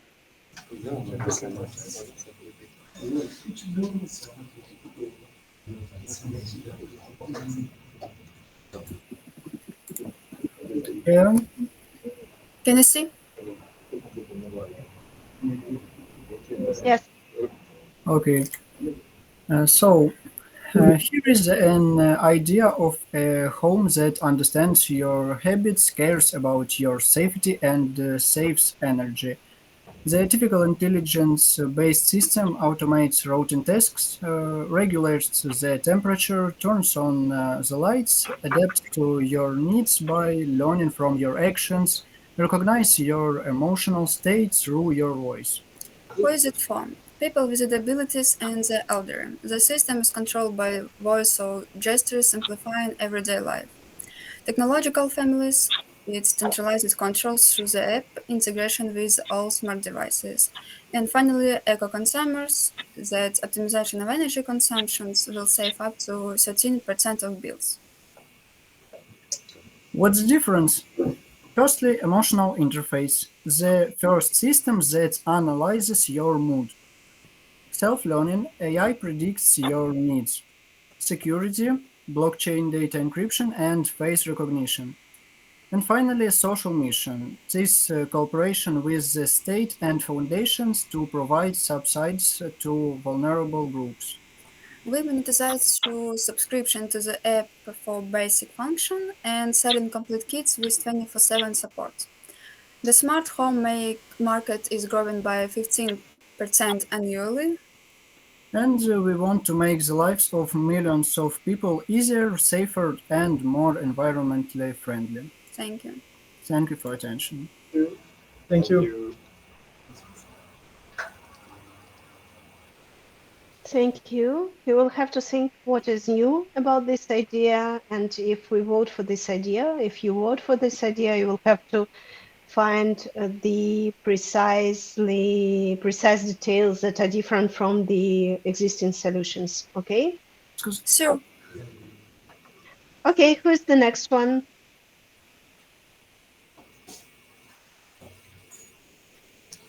Anna, do you want to say something, or do you have the second idea, or is it the hand that left here? Oh, it's just a mistake, sorry. Yeah, okay. We have two of you. Yeah, okay. Do we have more ideas? Yeah, there's for ideas your side. Who wants to present? This guy. Et tais-toi. T'en as eu. Metro, did you want to? Sorry, guys. Wait a minute. Metro, did you have an idea as well, or? Yes, I wanted to suggest an idea. Okay, let's finish the Ukrainian part, okay, and then we'll come to the French idea. Okay. Okay, Okay. Dmitro. Yeah. Just. Can you see the slide? Yes. Yeah. Okay. So my Veronica Vinogradska and my idea is that just imagine you're about to start off your dream trip, and obviously you're excited, but then reality sets in, like flight delays, getting lost in an unfamiliar city, worrying about safety, and struggling to find reliable local transport. Traveling should be stress-free as much as it goes, and that's where wonder comes in. So what is wonder? You can see on slide, I briefly mentioned what it has, but wonder is your all-in-one travel assistant designed to make travel easier, safer, and more enjoyable. It combines booking options, real-time local transport updates, and a buddy system to ensure you're never alone on your journey. We understand that there are many lookalike apps, but the thing about Wonder is that it's just one app, which turns all the fuss into one structured piece for travelers. And the main functionality is trip organizing. Wonder acts as a digital travel agency, offering a curated list of trip choices. Users can explore destinations by zooming into a map to see featured suggestions and read about the trip details in certain countries.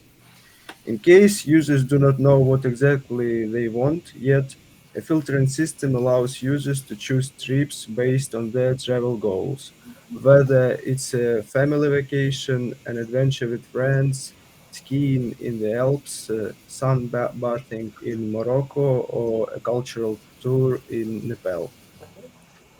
Once users select their preferred trip type, they can view accommodation and transportation options. Along the way, Wander calculates the total cost, including travel, stay, and return expenses, offering a seamless booking experience. Additionally, a safe map feature highlights dangerous areas and places based on real-time user reports, ensuring travelers are aware of potential risks in their surroundings. There is also a list of emergency phone numbers for each country specified as traveling destinations. And the second main functionality is communication and community support via body system. So this is actually what makes Wonder unique. You can see it right here, so that I don't take much more of your time. And so let's get to market opportunity. The travel industry is booming with over 1 billion international travelers each year. However, safety and convenience remain major concerns, especially for solo travelers and first-time explorers. Wander taps into this growing need, providing an intuitive solution that bridges the gap between adventure and security. That's it for my presentation. Thank you.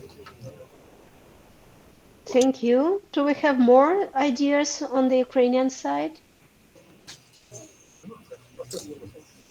Great. Then we are ready to listen to the French ideas. Okay, we need some preparations to show you some. Okay. Okay. How much time do you need? About 5 minutes, please. 5 minutes. Okay. Thanks.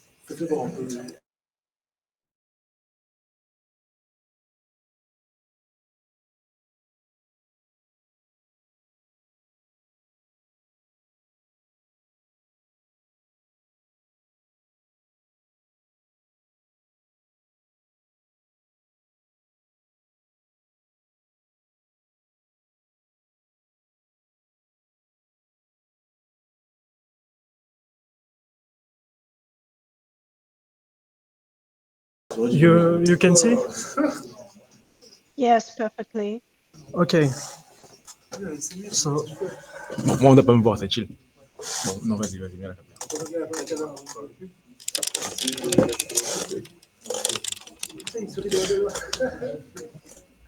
So, attends. Comment? Ouais. Et c'est où? Okay, so can you hear me?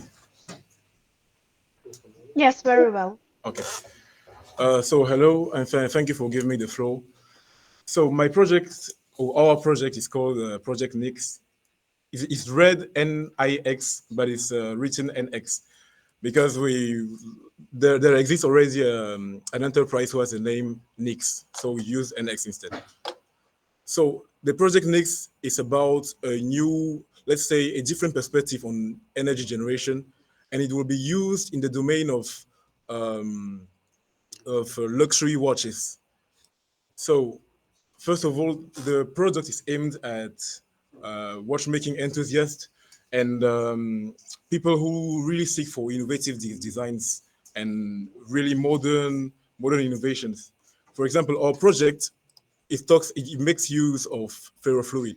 As you can see in this image, the watch you see over there, it has some kinds of black bubbles. Those bubbles are ferrofluid bubbles. Like ferrofluid is an element, it's a chemical compound which consists of nanoparticles, of electromagnetic nanoparticles of iron, and it's actually a liquid which happens to be magnetic. So it has a magnetic field, and it has every single property of iron, of any electromagnetic compound. So the project, the project will be a luxury project. So we are making a luxury watch, but it will be used in an innovative way, because the energy generation will be made using the ferrofluid.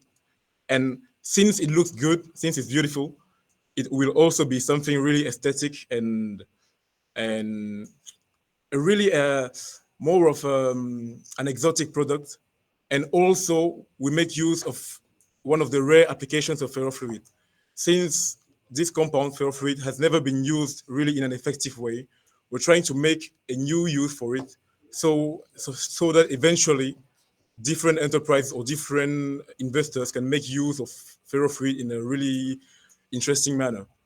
For example, in this case, we'll be using the ferrofluid to generate energy into the watch, which will then create a flux that will be transferred into the quartz of the watch and generate some movement. And in this way, we recycle the energy, because every single ounce of movement from the ferrofluid will generate energy, which will be used back to move the ferrofluid in the watch. So it will be a dynamic appearance for the watch, but also a really innovative way of making use of ferrofluid and generating energy. Thank you for the presentation. That was it. Mostly a luxury product and a new way of generating energy. Thank you. I have a question. Is this energy, yeah, very well, very interesting and something absolutely new to me, for example, and I guess to our students as well. Yeah. So I would like to have such watch I know. myself. I'm sorry, Maria. I'm really Yeah. sorry to interrupt. It's really that we have, I know it's my fault because they are my students and they are late. They are going to apologize to you. But they really have the level and they have been searching for me to ask me if they can still join the group. Do you think Yes, it would be sure. possible? Yes, we haven't split into groups, so. Okay, perfect. Thank you so much, Maria. I'm gonna leave you with them. Yeah. So my question is about this generated energy. Yes. Can we use it just for watch itself, or can we use it for other devices as well? We can use it for other devices, but for now we're making use of the watch because of the idea. First of all, because it's appealing, and also because a watch is a small component, right? But it would be really difficult to find ferrofluid in large quantities.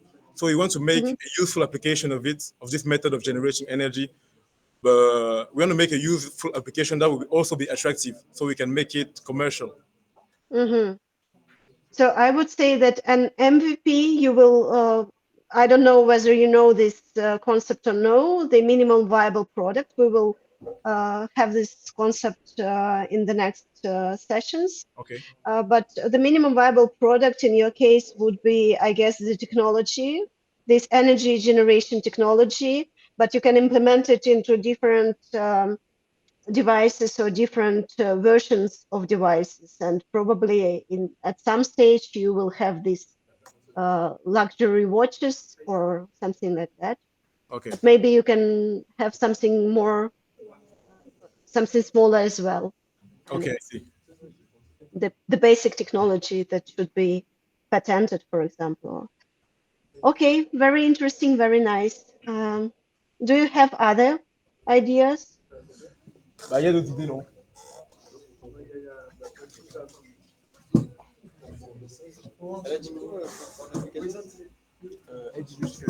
Ça serait mieux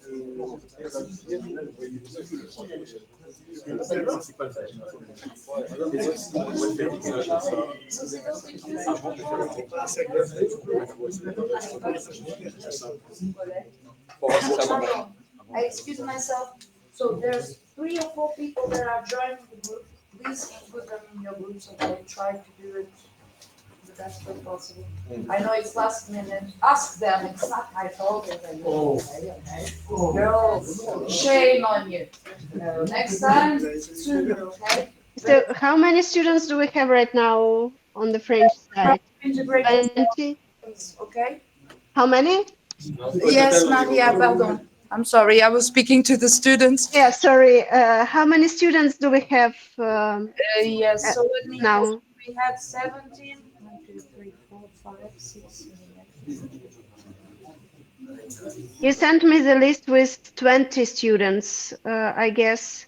So those who joined right now, they were on the list or they are outside the list? No, part of them are not on the list. What I'm going to do is write you an email with the name of those that will be added, okay, Maria? And I So will. we'll have more than 20 students from Yes, the French side. I'm sorry. It's Okay.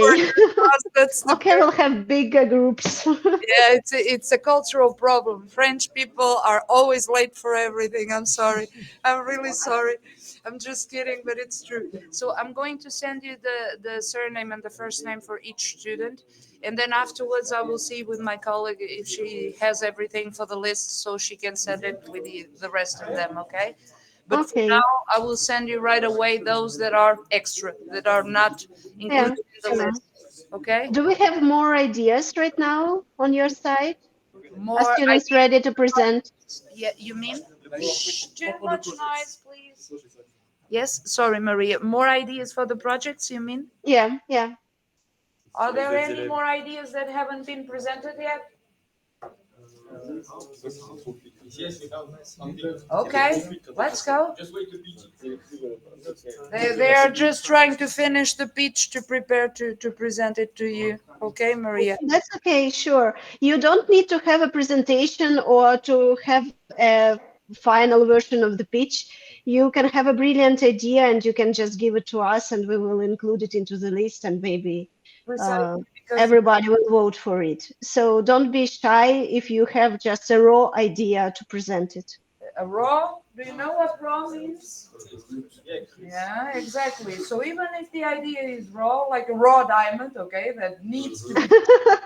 Yeah, exactly. Okay. It can be a raw diamond. Yes, we will have a lesson where you are going to learn how to pitch correctly, okay?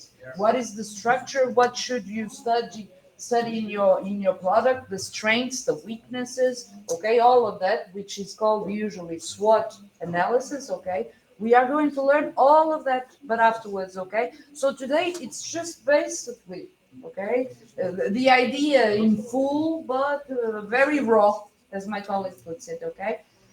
Donc, ne vous inquiétez pas, s'il vous plaît, que ça soit énormément au niveau d'anglais, d'accord? Venez au plus vite, par contre. Et les filles, commencez à penser à quelque chose, okay? To add to this. Okay, so I will be sending your names to Maria, so she can include you, okay?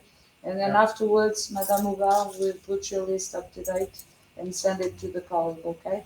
Be nice, be kind, behave yourselves, okay? Have a nice day. They are very nice. Nice. Bye. Bye.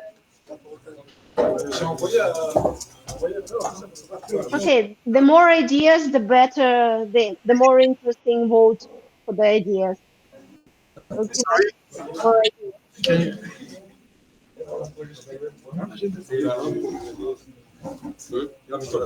non, mais non. Attends, ouais. Tiens, tiens. Mets-toi devant. Mais là, c'est bon. Oui, je sais que t'as juste dit le côté que ça, c'est pas grave. Il y a un truc qui faut prendre le prix. Oui, c'est pas le moment, de toute façon. On aura des cours.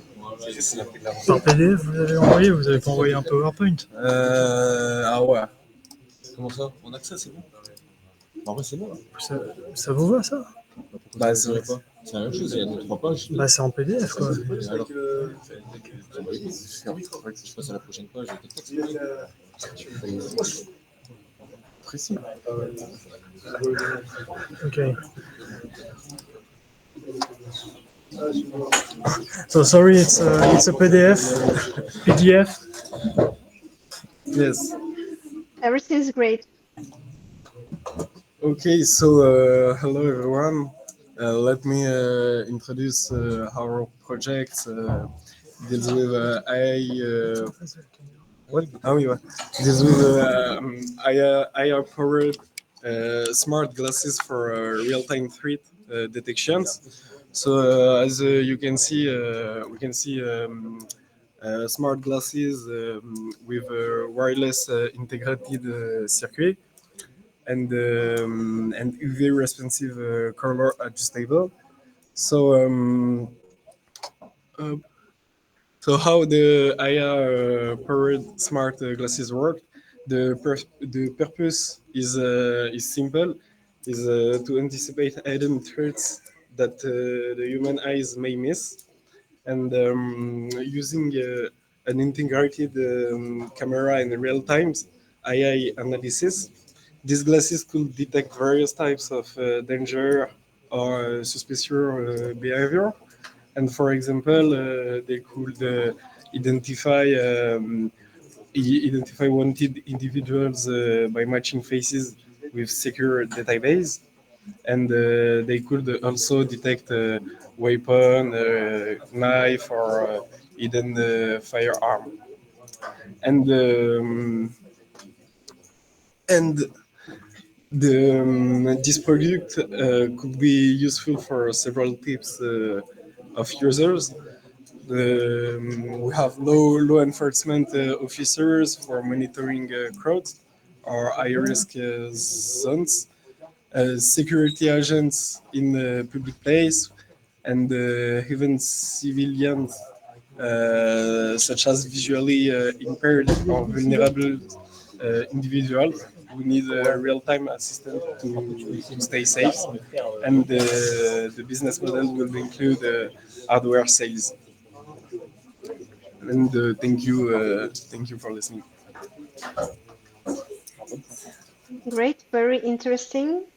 Does someone have a question to that idea?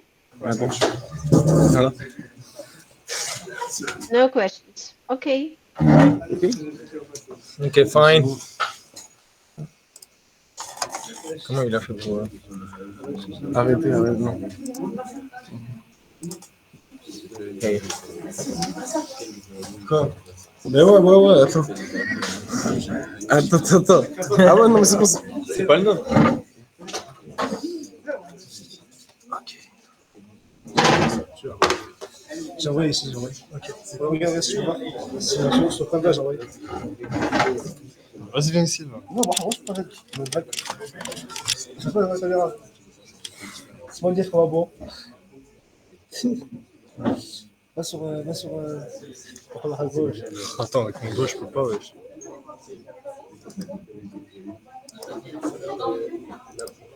C'est ça? Ouais, je pense que ça va déjà. Présenté. C'est pas mal, hein? Ok, ouais, VG, présenté. Attends, on avance, on va à droite. J'aime pas ça. Oh, déçu.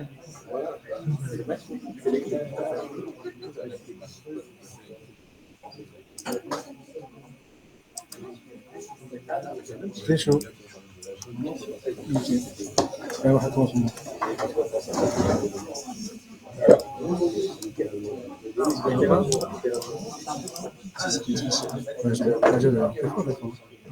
T'es chaud. C'est bon?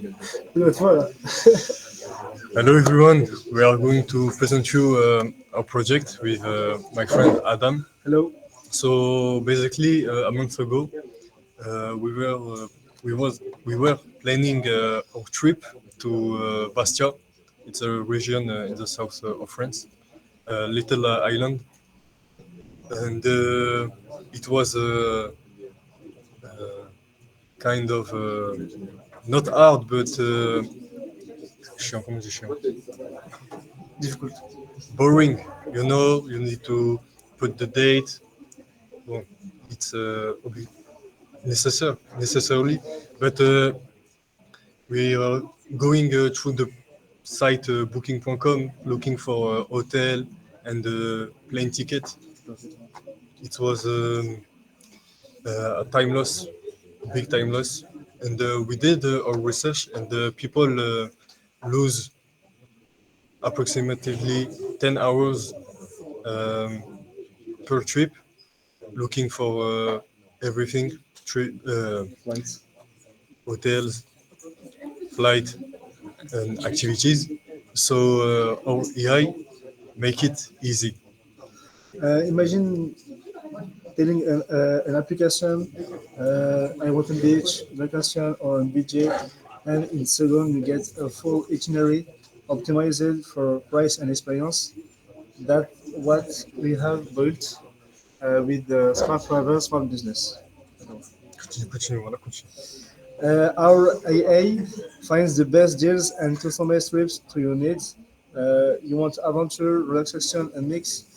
Our algorithm filters thousands of options in seconds, giving you the best choice. Ok, c'est quoi là? Comment c'est l'argent? So I think we can make money with a premium subscription. Sorry, like one of the ideas is for the food. You can pay monthly subscription. No, not monthly, but you can pay. I don't know, maybe $10, and the AI will suggest you different place where you can eat or shop when you can purchase furniture, groceries, and make yourself your food. So another one is a commission on the flight and hotel and activities. We take maybe 5 to 10% of the price. And the last one is the partnership with a travel company. They can pay us to promote their flight or hotel and activities. We know the travel industry is worth $9 trillion. So with this AI, we can do a very good potential, and this is the future of the booking on also. So join us in the future of AI powered travel. Thank you. Thank you for listening and Have a good day. have a goodbye. Thank you for the idea. Do you think you can combine this with the Ukrainian one, which was really similar to your, I Yes, guess? it was So you similar. can, yeah, if one of your ideas wins, you can just join another team and work on the similar ideas. Okay, do we have more ideas? You don't have yes. Okay, Yes. great.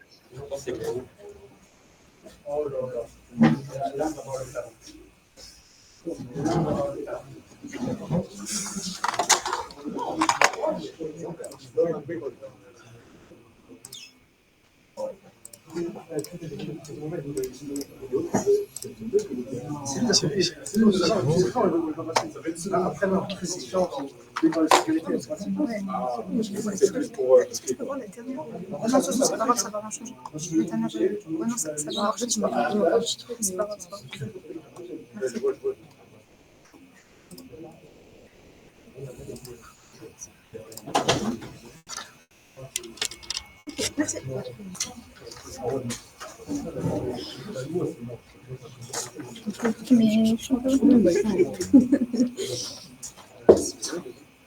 ah voilà, c'est ça.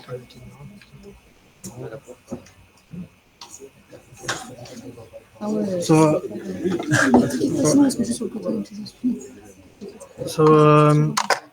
we will cut the camera because the two next persons, the two next person are just too shy.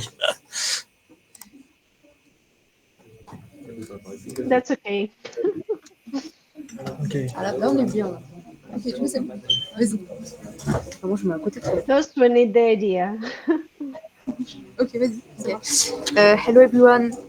Today, we are going to present an innovative solution designed for the future of manufacturing, a system that fits perfectly into the concept of Industry 4.0.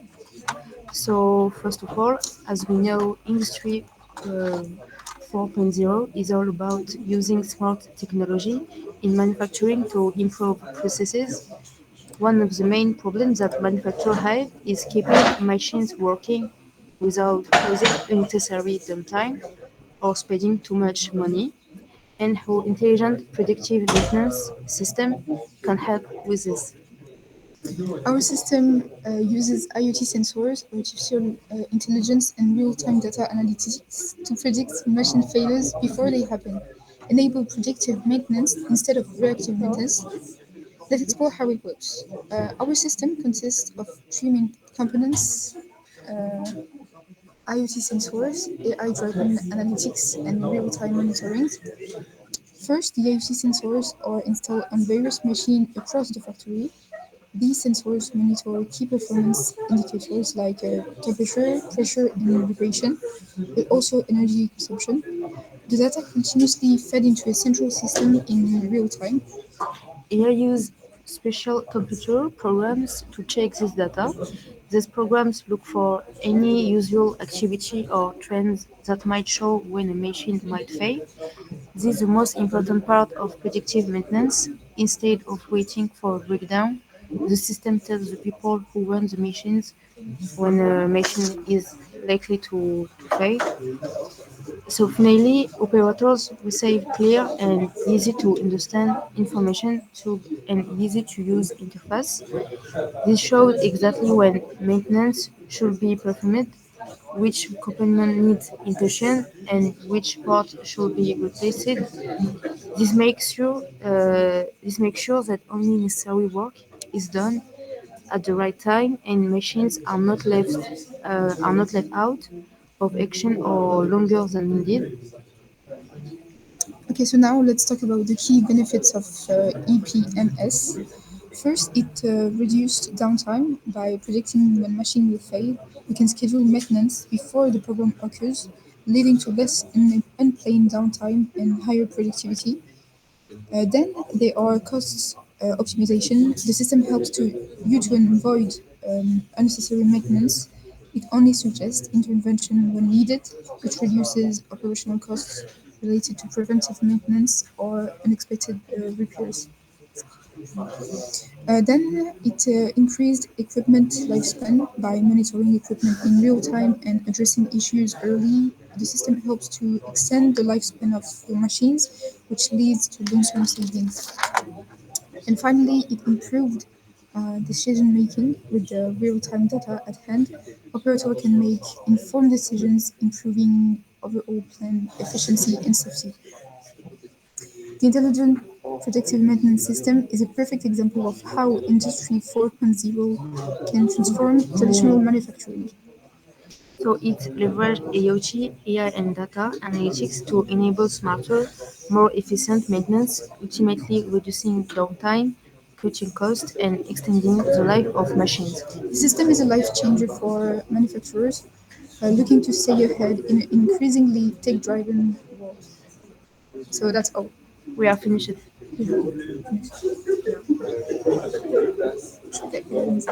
Thank you. I should say that's a very hot topic in Industry 4.0. So yeah, for those who want to create something industrial for manufacturing, it's a good topic. Yeah. Thank you. Thank you. Yeah. Okay. Perfect. We have several questions from some comrades. Yeah. During holidays, some students here will have an internship. So how can we manage that? We will. Yes, the main issue whether they will be available at all or not. So if they are available online, I mean, if they can attend via Google Meet link, then no problem for us. If they are not ready to participate in sessions, they can take some tasks. You will divide, you will split the assignments, and they will have to find some time to make their assignment. D'accord. That's all. And sorry, I'm searching my words. Yeah, that's okay. Take your time. Okay.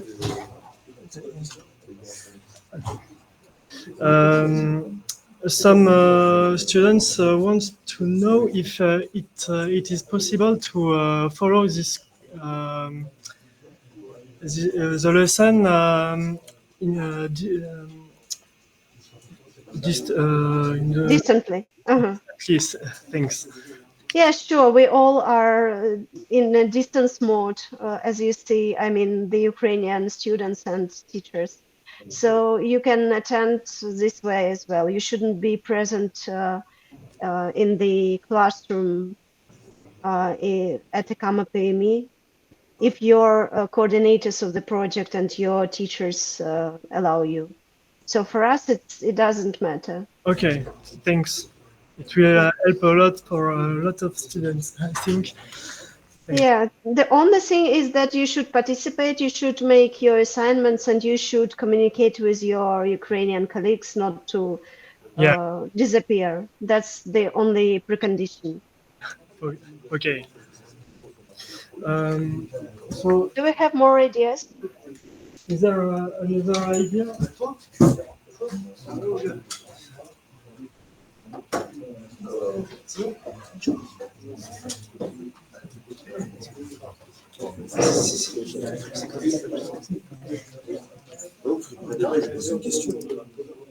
Excuse me?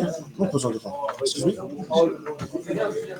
There is another question. Hello, can you hear me? Yes. Okay, excuse me for my question, because I was listening since the beginning, and there seems to be a lot of projects that are oriented on AI. Yeah. So is it a program that is more based on artificial intelligence, or can we go on every subject that can benefit the industrial world? It can be any subject, but it should be ICT related. So it should be informational technology or some technology for engineering or something like that. So it should be like computer technology or. So it must be about engineering or information. It can be about engineering, can be about artificial intelligence. It can be about informational communication technology in general. Why we have so many AI ideas is that because we are coming from AI. So, and that's the first reason. And the second reason is that a lot of innovations cannot be done without AI. So it's a very beneficial field area for innovative entrepreneurship. So that's why we are focusing on it. Okay. Usually we have a focus on AI and Industry 4.0. It's very typical for us to have subjects within those fields. Okay, because when I was thinking about ideas, I didn't. My ideas weren't focused on AI. It's more about energy management. But when many of the presentations were about AI, I started asking myself questions. So Yeah, sure. okay, je te mets la caméra. Okay. Thank you very much. I'm gonna let the next presentation come.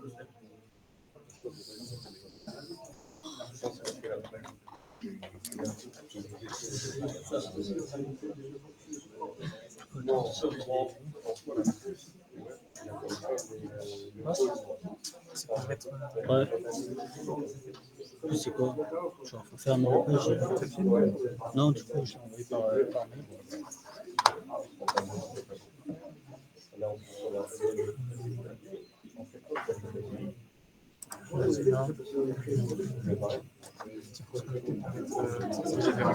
Non, c'est pas moi.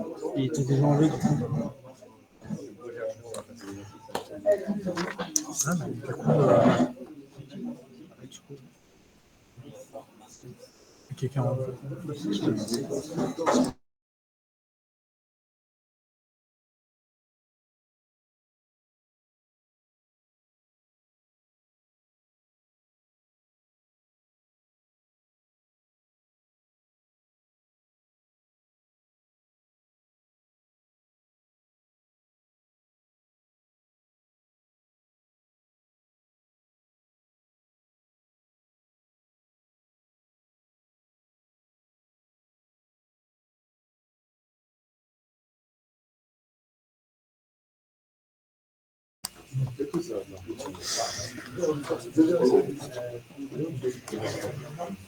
Okay, so my idea is AI factory grid, the future of the manufacturing. But before to introduce my idea, I want to remind you the current context in the industry.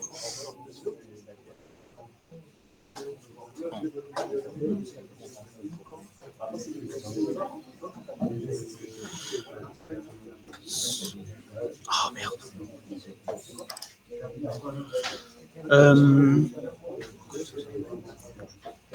Alors, Today, manufacturing is centralized, expensive, and inflexible. Companies face high capital investment to build factories. Global supply chain challenge by increase cost and slow down production. Lack of adaptability to demand fluctuation leading to overstocking or shortage. The opportunity is AI and automation and can decentralize manufacturing, enabling on-demand local production at lower cost and higher efficiency. So, what is AI Factory Grid? It's a cloud-based AI platform that connects a network of autonomous microfactories, enabling on-demand automated production.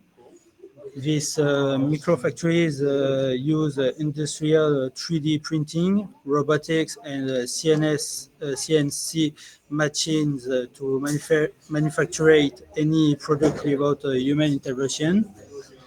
AI dynamically assign production to the most optimal microfactory, reducing cost, waste, and delivery time. So, so how it works? First, a business places an order via AI Factory Grid to the AI selects the most optimized microfactory based on location, cost, and availability. Three, autonomous production start intensely without human involvement, and four, products are delivered within 24 or between 24 or 48 hours. Um, the business model, for example, we can have 10 or 20% commission per order, premium subscription for industrial client, AI licensing fees for manufacturers wanting to automate their own production, data and analytic sales to large corporations for industrial trend forecasting. So the market potential is the additive manufacturing, for example, 3D printing, like 35 billion in 35 billion dollars by 2028. The industrial robotic with 80 billion dollars in 2030, and the high demand for flexible and the high demand for on-demand localized production. So the benefit, it's a lower cost, faster production, scalable market, and it's a revolution in the manufacturing. So join us in the shaping the future. Thanks for listening me. Thank you. Do we have questions to this idea? That's good.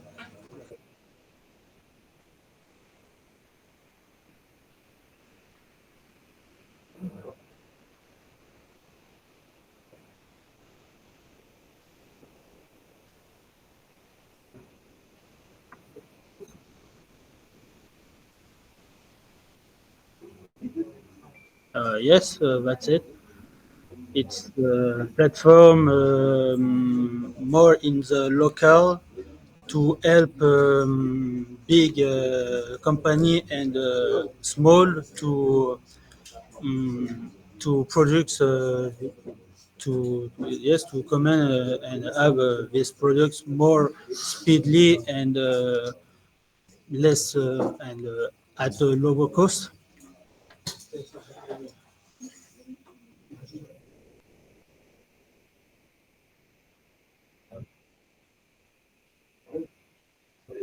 Uh, yes.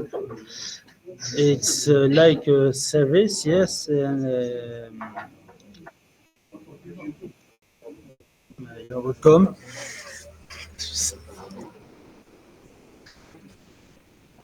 Other question?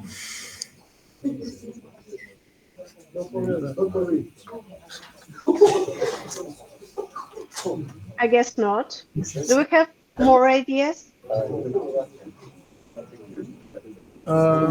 I don't think so. Okay. There is another idea. The last one. Okay, great.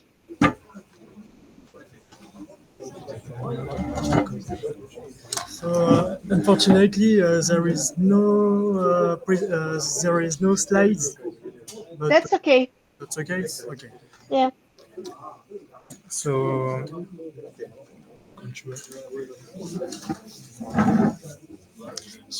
my idea is around the chest. So for those of you who already played on chest website,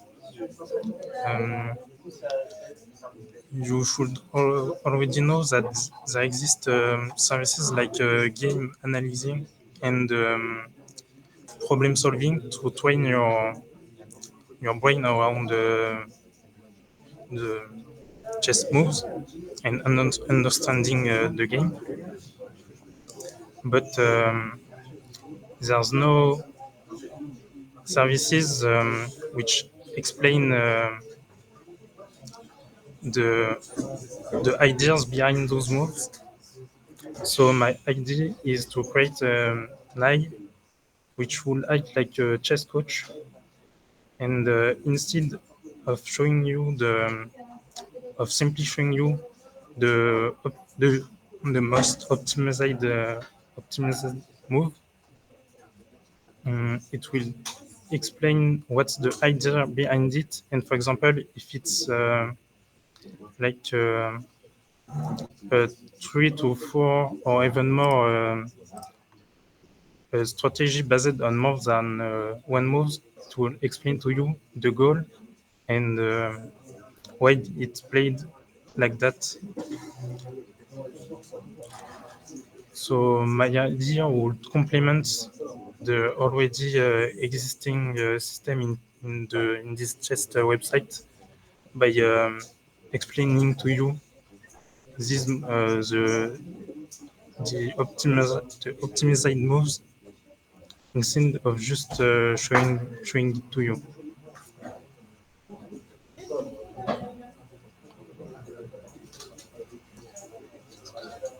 Okay. I don't think it was very clear, but No, it's clear. You want to create a smart coach, yes, artificial coach for chess strategies. because right now it's just showing you the move raw and without explanation. Yeah. I know that my son would like this system. He would vote for it with all his votes. Be more oriented for beginners.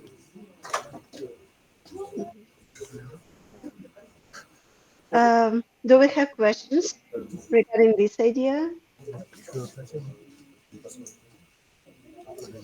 Okay, no. Was So it the last one? another one. Okay, great. Yeah, more options for the choice. Yeah, we are preparing the vote for you. We decided to organize it as an online poll, so that's why I'm creating one right now, and I hope it will work. Yeah. Okay, so you can present your idea. Let me get out my notes. I don't have an online presentation, so I will explain everything with my demonstrative voice.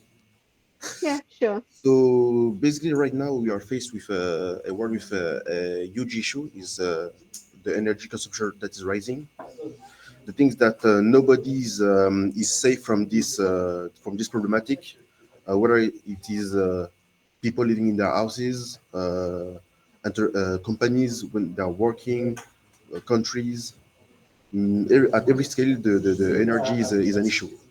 But the thing is that with the energy consumption rising, there is also the costs of this energy that are rising. So basically, every company is faced with an issue of my energy consumption is rising and I have to pay more. But the thing is that this energy, when you take into account the use of this energy, you see that there is the ratio between the energy needed and the energy used is there is a flow in it. So there are some wastes. So my idea consists of using I would say I won't say a material, but the process of superconductivity. It's is the process of taking a material to a low temperature called the critical temperature, where it can generate electricity due to a magnetic field that can be generated with zero loss. So when you see it like that, it's ideal, it's perfect. But the thing is that this issue will be this process will be an idea for companies, but we need to see first for the how can I say it, the feasibility of this. Yeah, I think it's a word for this project, because when you got to take it to a low temperature, that takes costs. Maintaining it to this low temperature takes costs. So we gotta make a study of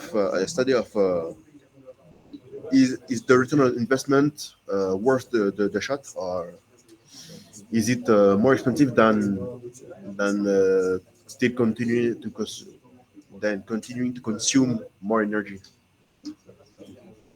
Is there any I question? didn't quite understand what you are proposing I'm proposing to, specifically. I'm pro- A new way to generate energy, or a new way to share the energy generated, or I would say a new way to conduct energy, because nowadays when you're trying to, let's say, when you're trying to produce uh, f- uh, electricity for one house, you got to produce in your company energy for, I say, 1.5 house. So you lose zero 0.5.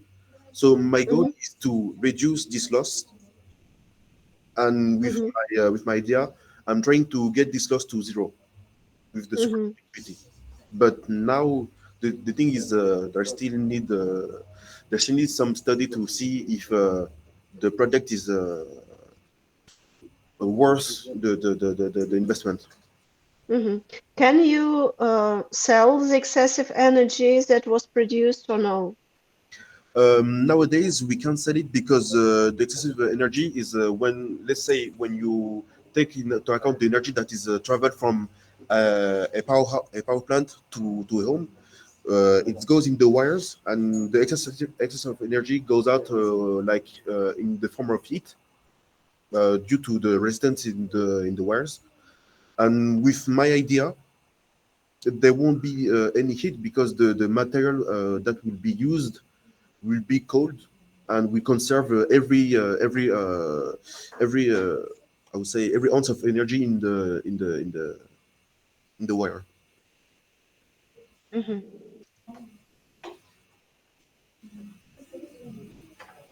I'm not an expert in this field, so I guess I understood it, but I'm not sure.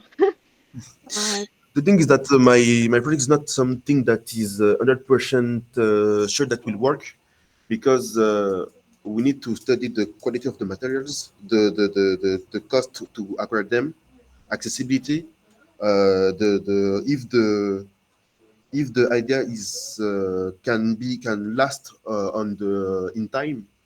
That are many factors that can make my idea fail. So it's more it's more of a research than You can generate new ideas. I mean, you have this field of more optimized energy generation and consumption, and you can think of other ideas if this, I mean, more specifically, how you will optimize the process of production or consumption if your idea is voted for.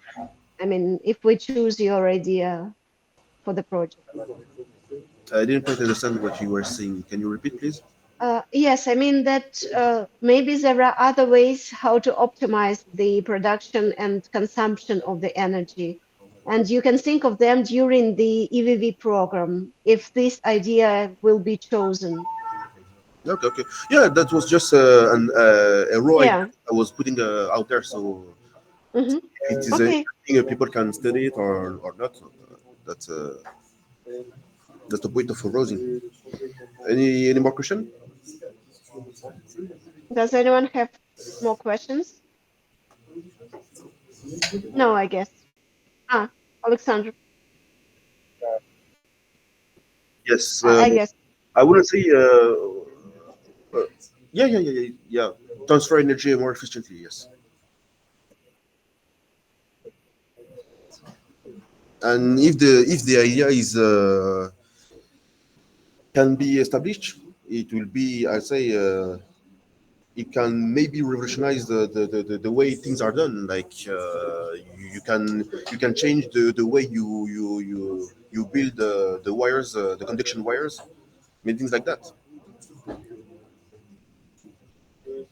Anyone else? Question?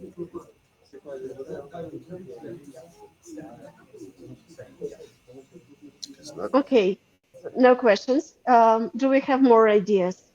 Right now we have On a d'autres idées ou pas? 14 ideas. No, I guess I was the last one. Great, because the time is already for the polling. So I will create a poll, and we'll. I have not created it yet because I have a question to all of you. I would suggest that each person can vote for maximum 2 ideas. What would you say? 2 or 3 ideas? Yeah, it's interesting. So everybody will have many options to choose between. Many, not many, but several options. Yeah, but how many? 2? 2 options is enough. Two. I'm not sure. Okay, let's say 2, right? To make it easier. Okay, I will try. It's the first time that I use this service for polling.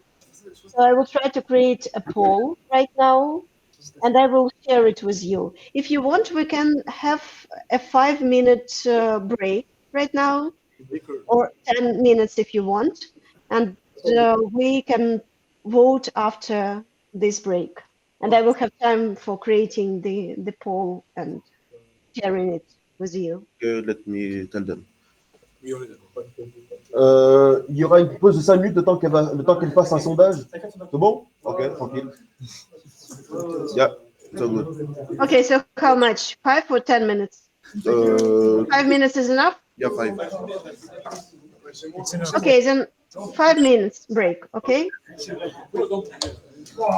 At 4:50, we are coming back.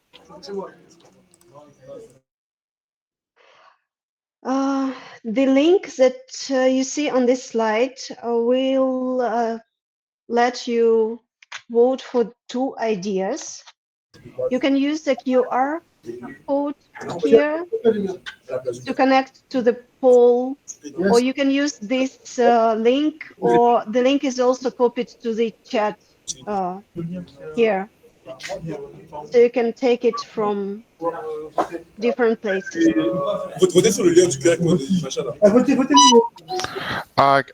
Can you please explain in more details how the poll works?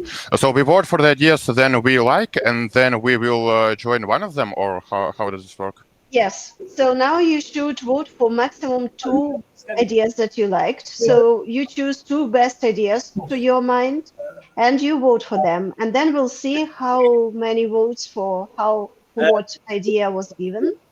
And we will choose 8 best ideas. So then we will have 8 projects, and you will be able to join those projects. Those who invented those ideas are obviously already in the team. So the one who presented this idea will be the project manager, and the rest will join this team if they want. And we will split ourselves among different topics and teams. So now your task is to vote for two ideas, two best ideas. All ideas are written. I hope you remember what was explained regarding those ideas. And I would say that teachers can also vote for two ideas and give their input. So Alexander, if you want, you can also vote for two ideas, two best ideas to your mind.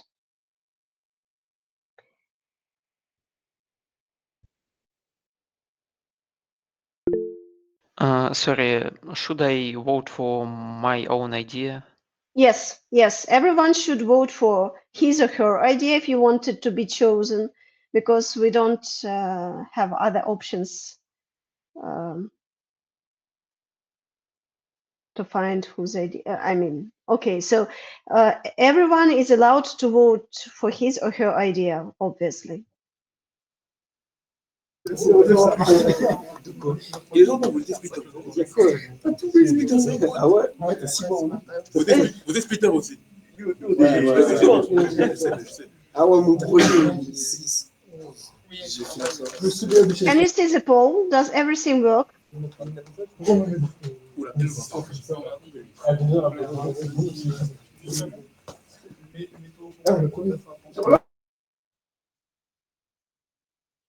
Don't forget to put your name, so we will know. So we would know that everything is fair.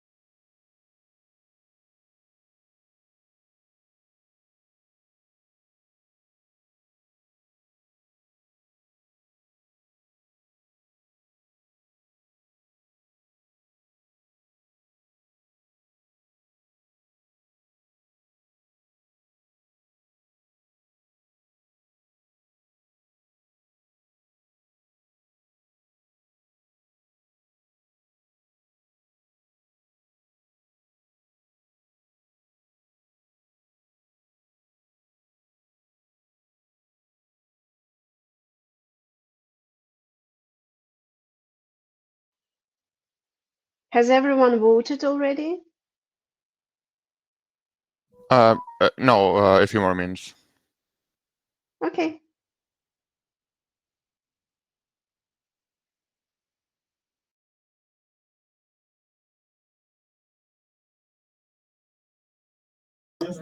Excuse us if you are still voting for projects.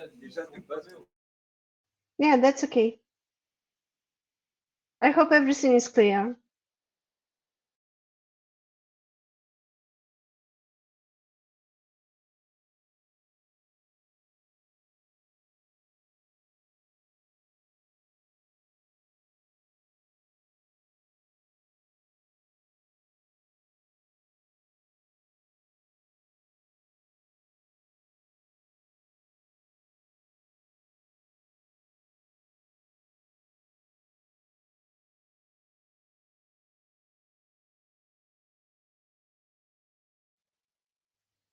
I voted as well, and it's very difficult to choose actually between ideas because I have at least 5 favorite ideas, and it's very difficult to choose which 2 of them to choose.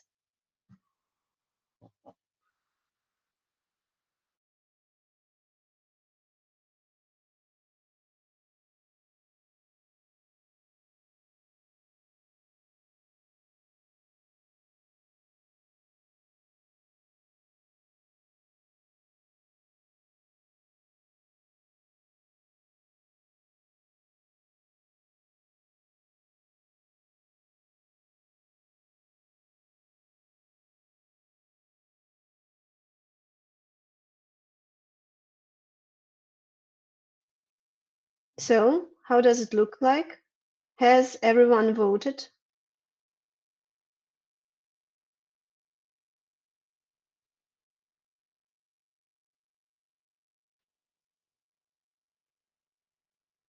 Right now it says that we have 74 votes from 37 participants.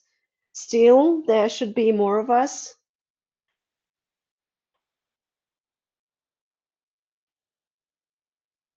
Now from 39 participants.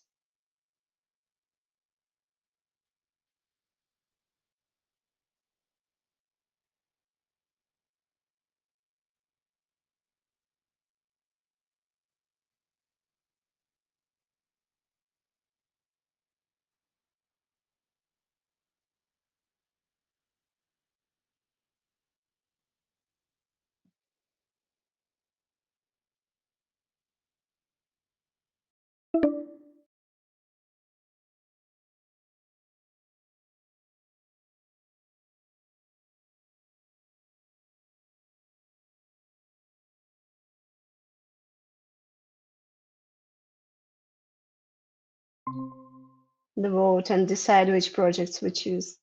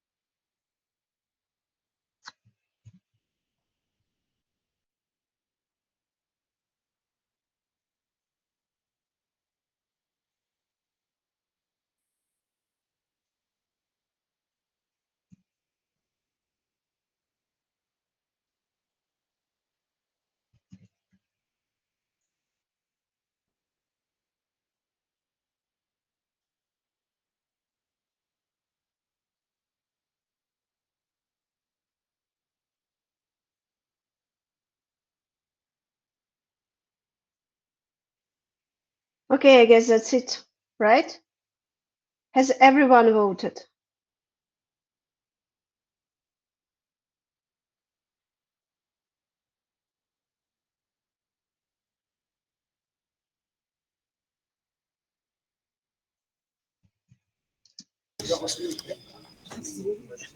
So I think everyone on our side.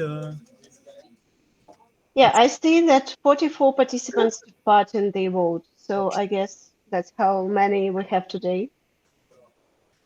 Have all Ukrainian students taken part in the vote? Yeah. Okay. So we have our 8 winners.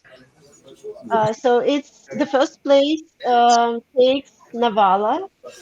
The second one is for AI-powered smart glasses. The third place is for Mix luxury watch. Then AI factory grid. Then Splitter. Then Wonder travel assistant. But you can have both teams developing travel ideas around this idea, right? In this project. And we have same amounts of votes. what would I suggest that we would combine these two projects, Wander and Smart Travel. Are you okay with that? Yes. And then we will have also this intelligent predictive maintenance system for manufacturing. Are you ready to combine two travel ideas into one team? Are you ready? Yes, I'm ready. Yes. Yeah. Okay, we are ready. Okay, then it wouldn't be called Wander. It will be called like you decide together. You will be together in this idea. I will write right now travel idea and you will correct it later. Then we have also predictive maintenance system and what smart house as well. I will count. I will calculate once again. Yes, and smart house. Okay, so in the document that I already sent to you, and I see that someone is inside this document, it's an Excel table. We have several tabs. The first one is called Teams. And right now it consists of 8 groups.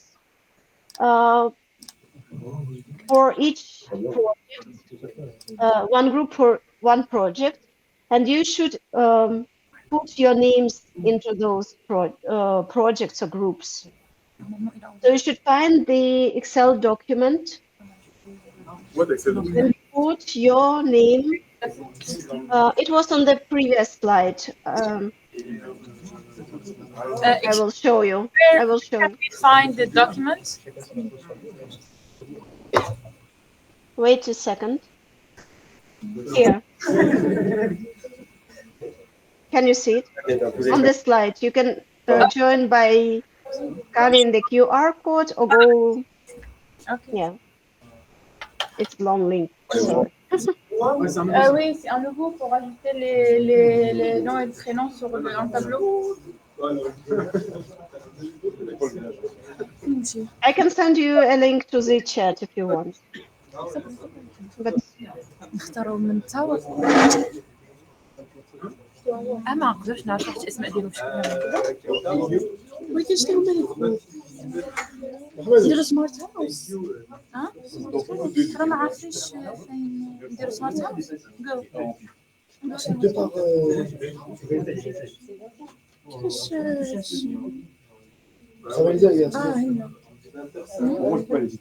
Mais on n'arrive pas. Vous arrivez à faire. Il faut utiliser l'application. Ajoutez mon nom, prénom,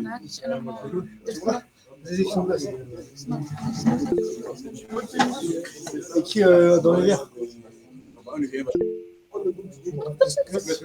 please put your names into the table and make sure that the one who offered this idea is included into this group. So he or she will be the leader of the group.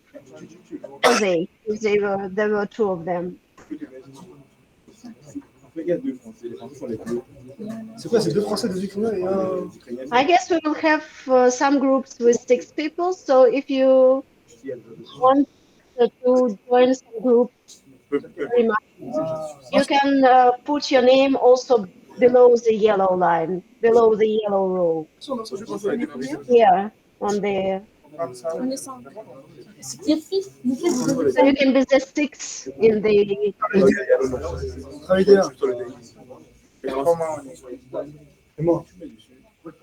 Il y a Sophia avec nous. Ah, j'ai compris, frère, on n'est pas. Ah, si, on l'a, c'est qui ça? Ah, ouais, c'est des Russes. Ah, si, c'est vrai, c'est l'autre couleur en fait. For example, the travel idea can have more than 5 students because there were 2 groups offering this idea, so you can be 6 in your group. Let's try not to have a groups with 7 people, but 6 is okay.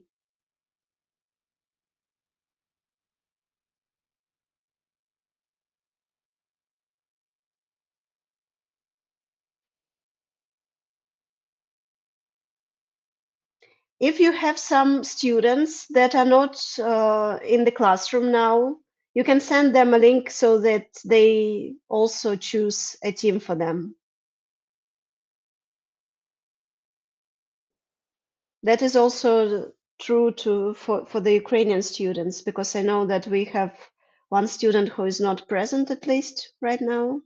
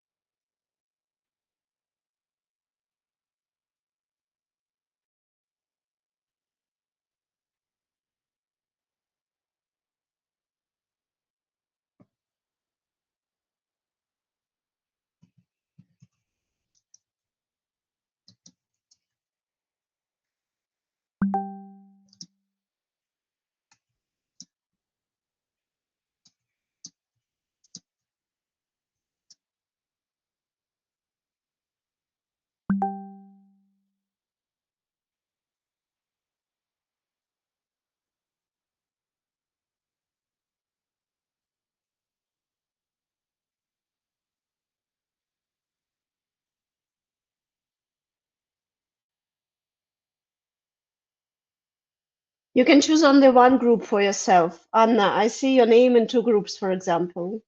That should be a mistake. Yeah, it's a mistake. I choose first group. Okay. Someone wants you in the second group as well.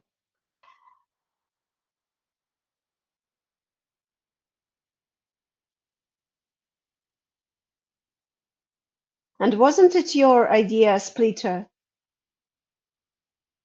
Yeah, it was mine idea. You can't be in another group. You should be in the group that is developing your idea. So you can't be in the first group with Ivan. If no one joining Splitter, maybe we can change idea. Yes, sure, if you want. I don't mind. If Anna especially wants to join group about Navala, so Yeah, we yeah, can change sure. ideas. I don't mind to let's change the group, yeah. Okay, the next one is Vertex, music platform with blockchain. If you want, we can change it to this one.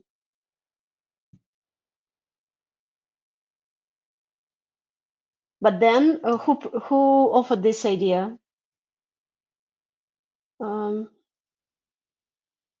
It was Vladislav and Daniil. Then you should put your names into this idea.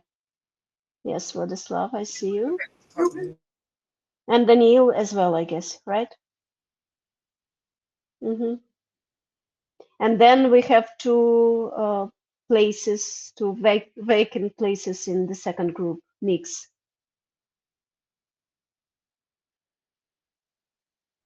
Let's try to fill all the groups and just then add the 6 persons, the 6th person to the group. You should be 5 in your group. Those who put your names in the white row, please decide whether it's very important for you to be in this group. Maybe you can choose another one. For example, we have the 5th group, Vertex, which is without French students right now. Please put your names to that group first.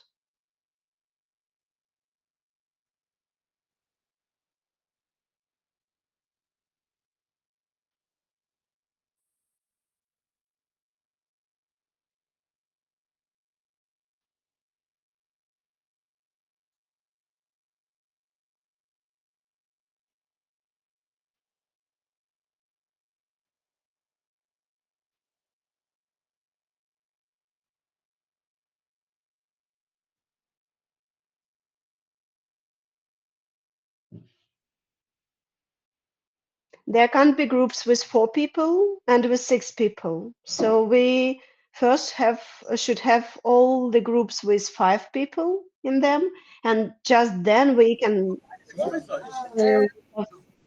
someone else. Excuse me, please. I have a question. How many can we be in yes, German one? The maximum. First, we should have 5 people in one group.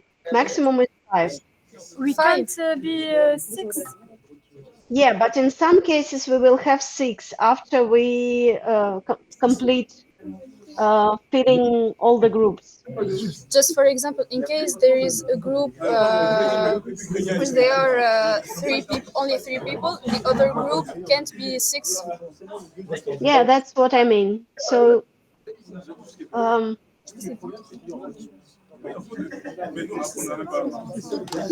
Okay, thank you.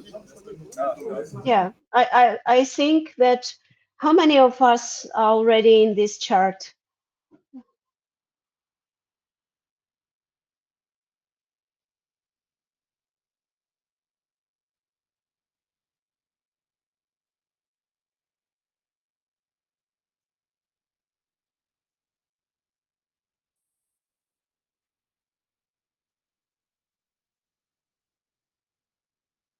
So there are 39 of us right now, and we have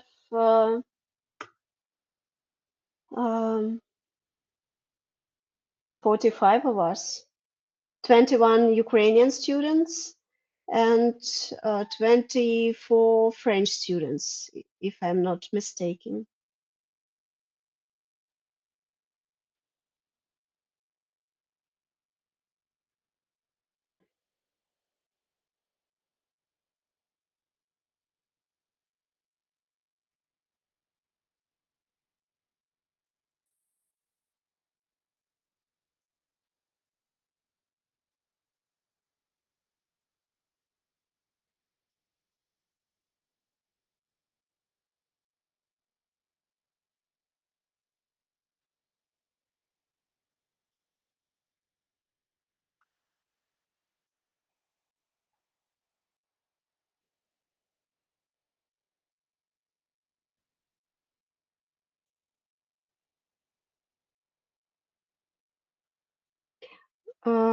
Who of Ukrainian students hasn't put your name yet?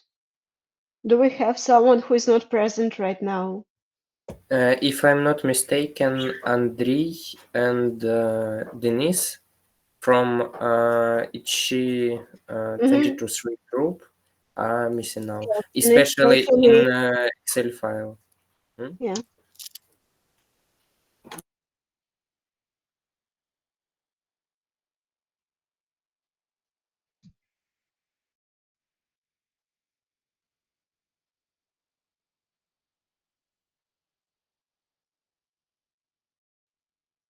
Okay, I would ask someone to change your 6th position to the 5th position in the 5th group vertex to make it more balanced. I mean, French students. Maybe for someone, it's not that principle to be in the. Sorry, can you repeat, please? Yes. Yeah, sorry. Andrei was taken away from the table. Are you here, Andrei? Okay, never mind. I meant that we now have a lot of French students in this white row below the table, right? It's the extra place for extra cases, and we still have a place in the 5th group vertex. Can you change the group, someone? So there's. Fifth group instead. If it's not very important to you, it would be more balanced and easier to work. Really.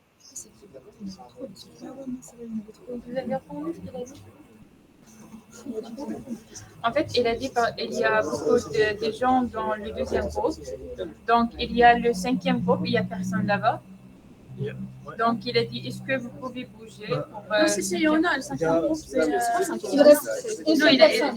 Non, mais on reste une seule personne. Ah, on a...